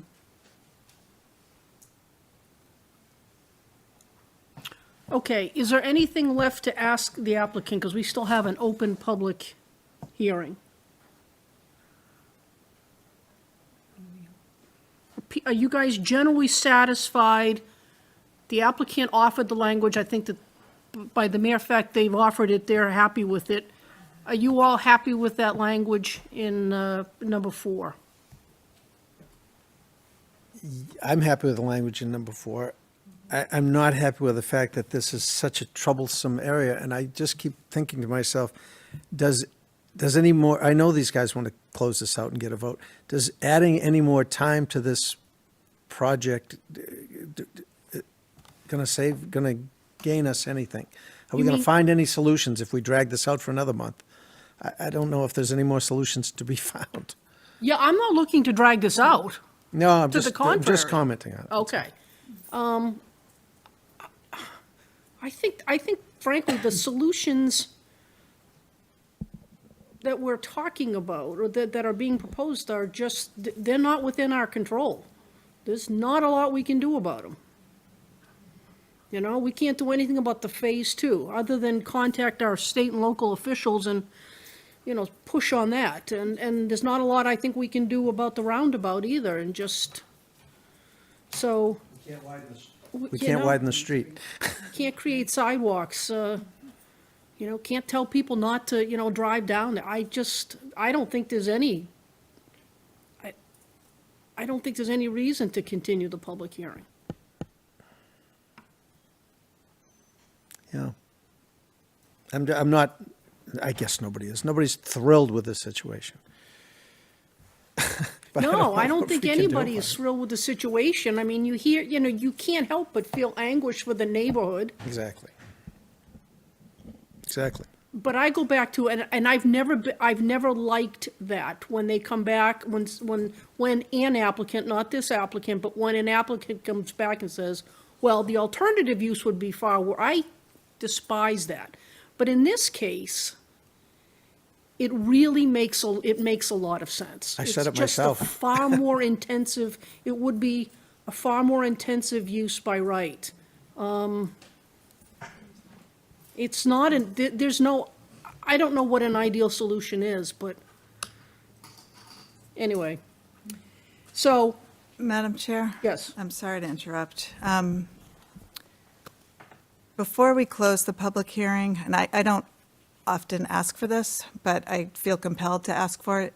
I am concerned about closing the public hearing without having a sense as to whether, as to where people stand in terms of the vote. And because if there is something that, we don't have a full complement of board members voting on this project, as you know. We only have 7. And we actually require, I believe, Darlene has said 6 votes. I believe we actually need 5 votes under the new zoning amendments, which specifically say that a majority is required for special permits for projects which are residential and seeking to reduce the parking ratio, which is exactly what this special permit is. And I had I compliment my client for pointing that out, because I had thought that those amendments were really based on projects that were within a radius of TOD, but it's not. It's more expansive, and the notion is that if you build it in terms of parking, they will come. And we are trying to get greener, and so I think the state is trying to incentivize municipalities to require less parking. So but the numbers matter in this vote, and as you know, we would be time barred if the vote were negative for coming back for a similar application. So I think, given that we have been through many meetings, and I would just appreciate, before the public hearing is closed, understanding if there was You going look to be so a surprise. perplexed over this request. What's that? You just look so perplexed over this request. Yeah, because to be honest with you, I'm not a fan of asking for a straw vote, basically. There's just something about it that goes against what I believe in, you know, so, what's the wish of the board? Do you want to let the applicant know what you're thinking with respect to the special permit? It's not my decision to make. Madam Chair? Yeah, maybe it doesn't have to be everyone, but I'm inclined to let people know what I'm thinking in terms of how I'd vote on the special permit. Okay, if it's, Before you do that, though, could I ask Ms. Flannery, just, you're one of the longer serving members. Is it common for us to do that? Or maybe you could go back in the recesses of your mind and say how often we've done that? Not very, but it's not unprecedented either. It's not I would say that's true. Sarah, but it's not very. With respect, it feels like it's the vote before a vote. Whose comment was that? who was that?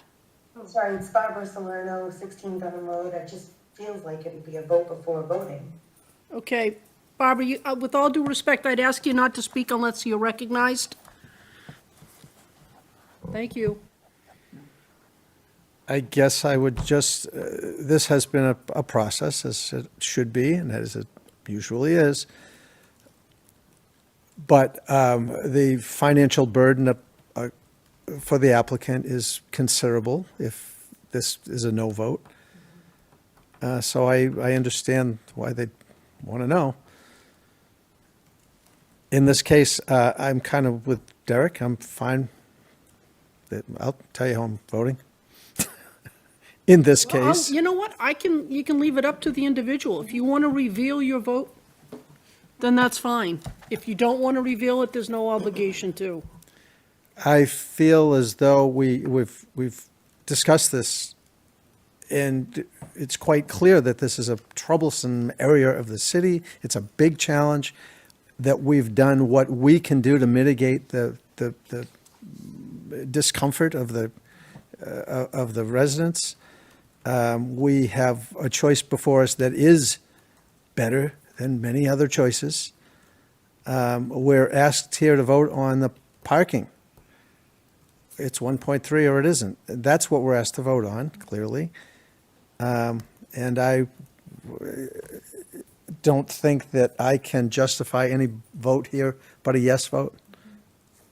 I just can't justify it. I don't love it. But I can't justify any other vote. I'll have to vote yes. Thank you. I'm in 100% agreement with Wayne. I think we've done our best, and we have marching orders, and we are bound by those marching orders. And we have neither the right, we have neither the obligation nor the right to go beyond those marching orders. And so within the context of what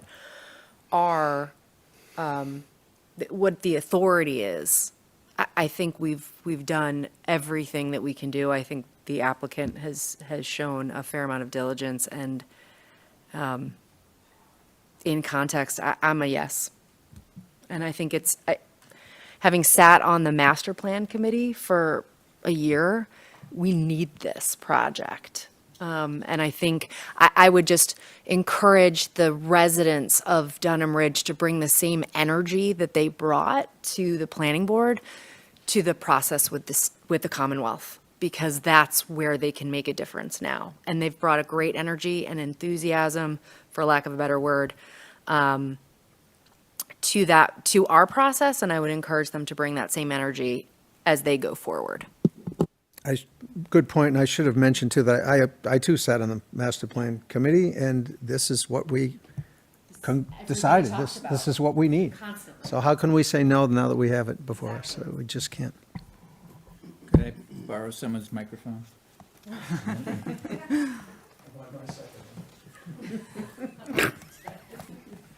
So I'm going to vote to deny the permit.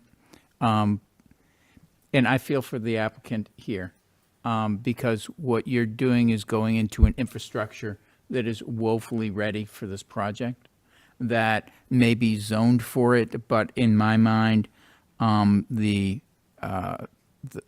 ramifications to the neighborhood are going to cause problems. The traffic situation, the parking situation, to me, it's going to make the situation worse. It's going to be not just a small change. It's going to be enough of a change to be a dramatic impact, I think. And so when I'm looking at that no undue traffic or no nuisance or unreasonable hazard will result from voting for the special permit, I can't find myself getting there. I've wanted to the entire night get there. I really have, but I can't.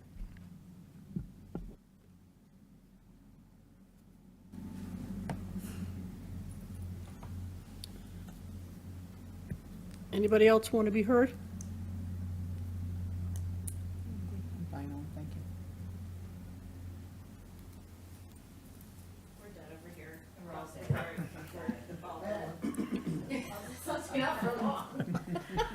So I guess I would concur with the comments that have been made here. I mean, it is hard for me as well to justify a no vote, given that this is about the parking. And I guess I have zero concerns that the parking is going to be an issue.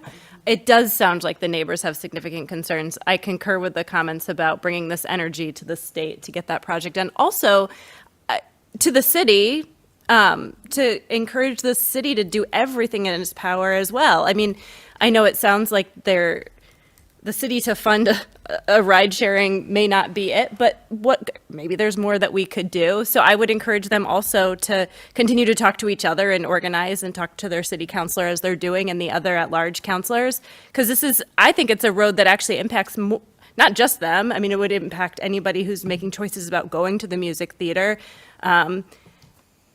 or other things in the area. And so I would say kind of bringing that energy, if some of the traffic calming could be done right away, it sounds like it needs it. So that's all I would add to the comments that have been made, but it would be hard for me to justify a no vote myself.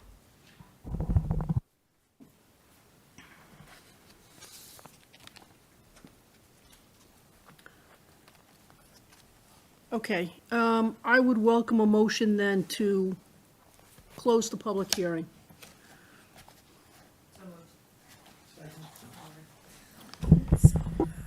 Where is my list? That's not it. First.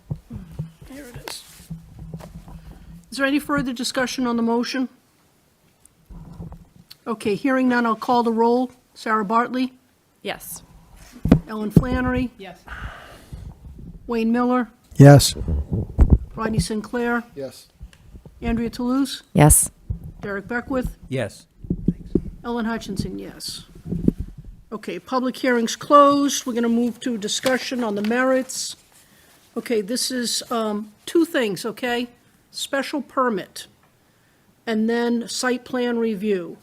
Special permit, keep in mind, as Attorney Samasco laid out, we have to make findings of fact based upon the criteria for special permits. All right, and those are in your staff report, thank you. Sorry, this thing keeps going down on me.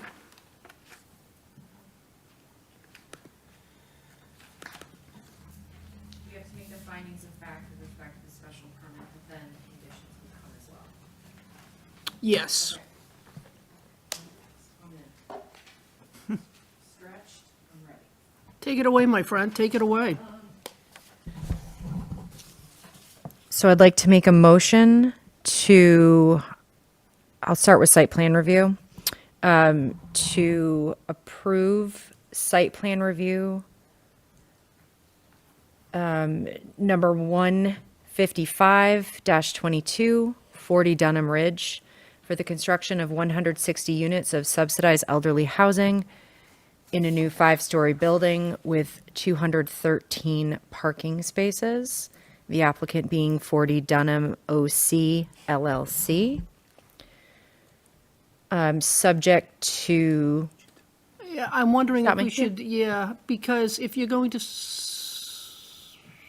I think we ought to do the special permit first. okay, that's fine. Because implied in your motion, Is the parking? Is the parking. Yeah, that's fine. I just had them because they Sorry, were. I- No, don't be sorry. So I'm going to make a motion then to approve or grant the special permit number 182-22 to reduce the ratio of parking from 2 spaces per unit to 1.33 spaces per unit, Approximately. approximately. 217 spaces total, with an agreement to share 50 parking spaces. Subject to the conditions laid out in the September 29th, 2022 Parking and Traffic Commission report. As amended. can you set forth the language of that Yep, amendment? absolutely. Thank Yep. you. With the amendment to number 4, including at the end of number 4, specifically with regard to partial funding for the pilot program for the VIA shuttle, applicant will commit to pay an amount not to exceed $15,000 to fund any such pilot program. And you also need to make, you also need to look at the criteria and, Yep. Yep. Hold on one second. I'm just pulling that back up. So a yes vote would mean that the applicant has shown, number 1, that this specific site is an appropriate location for the proposed use and that the character of the adjoining uses will not be adversely affected. Number 2, that no factual evidence is found that property values in the district will be adversely affected by such use. Number 3, that no undue traffic and no nuisance or unreasonable hazard will result. Number 4, that adequate and appropriate facilities will be provided for the proper operation and maintenance of the proposed use. Number 5, that there are no valid objections from abutting property owners based on demonstrable fact. And number 6, that adequate and appropriate city services are or will be available for the proposed use.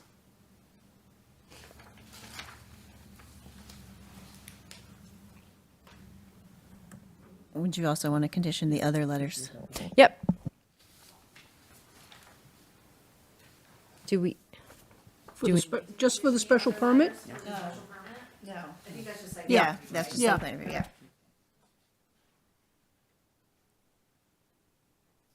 So is that everything for the special permit?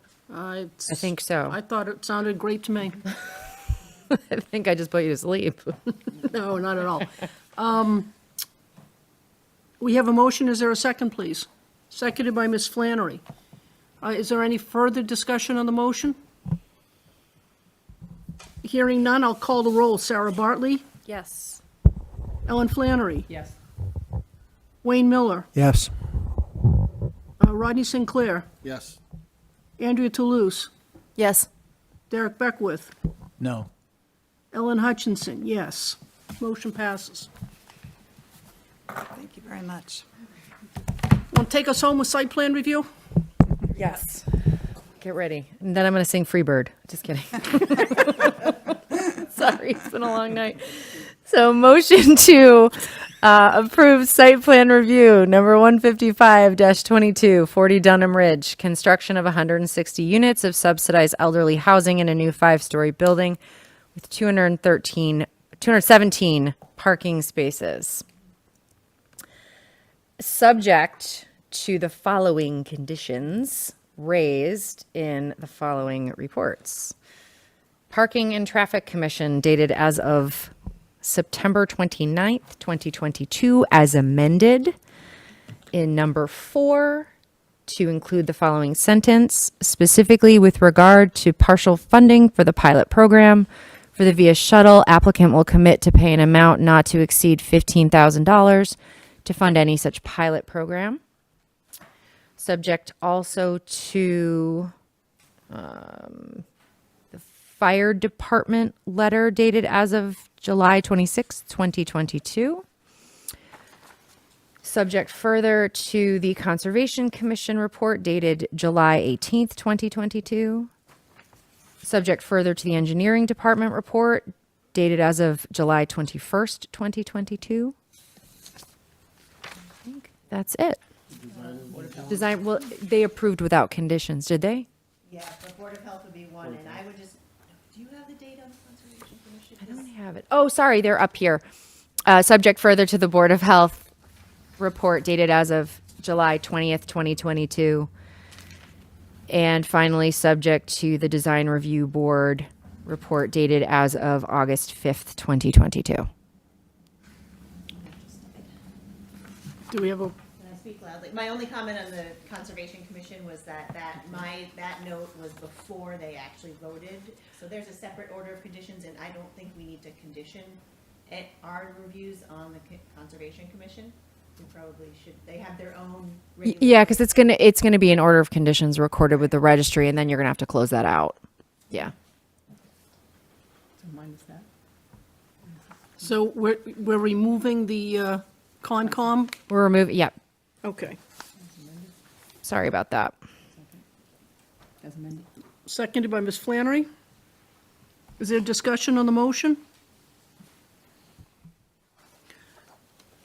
I just want to say for those listening at home, again, I think we've all said the same thing tonight, that we share in our concerns about the traffic. We know that living there and all of the activity it's just really difficult. And again, I would echo what Andrea said and what Sarah said earlier, which is that I hope you can bring that same energy to pushing especially our state officials to get working on the Phase 2 overlay project. This reminds me of, I've lived in Beverly pretty much my whole life, and, when I was a kid, that Beverly-Salem Bridge had been promised for, 50-some-odd years before it was built. So we need to push the state on getting that Phase 2. And I think I'll just leave it at that. So, anybody else want to offer anything? Okay. Sarah Bartley, Yes. Ellen Flannery, Yes. Wayne Miller, Yes. Rodney Sinclair, Yes. Andrea Toulouse, Yes. Derek Beckwith, Because we can't deny it, but we can condition it, I vote yes. Ellen Hutchinson, yes. Thank you, everybody, for your Thank you. time and thoughtfulness during this process. Thank Much you very much. appreciated. Thank you. Thank you so much. Thank you. Cheryl, may I just correct something for the record? Oh, sure.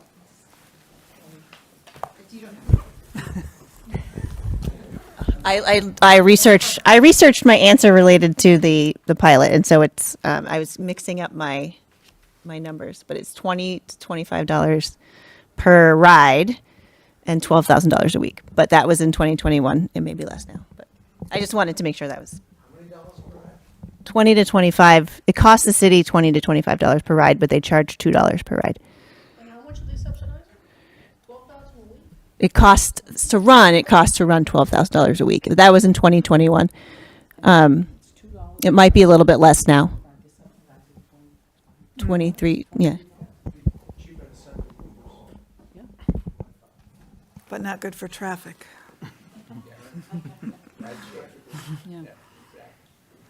All right, thank you. Thank you. Thank you.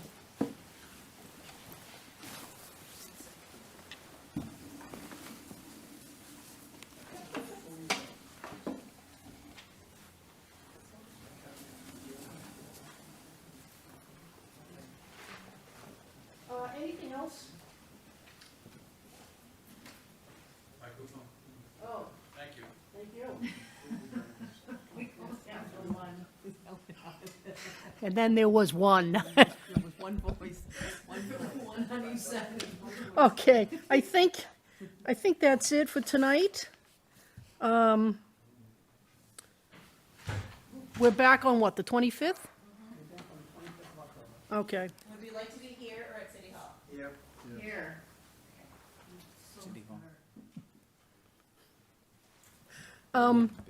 I welcome a motion to adjourn. All right, seconded by Miller, okay.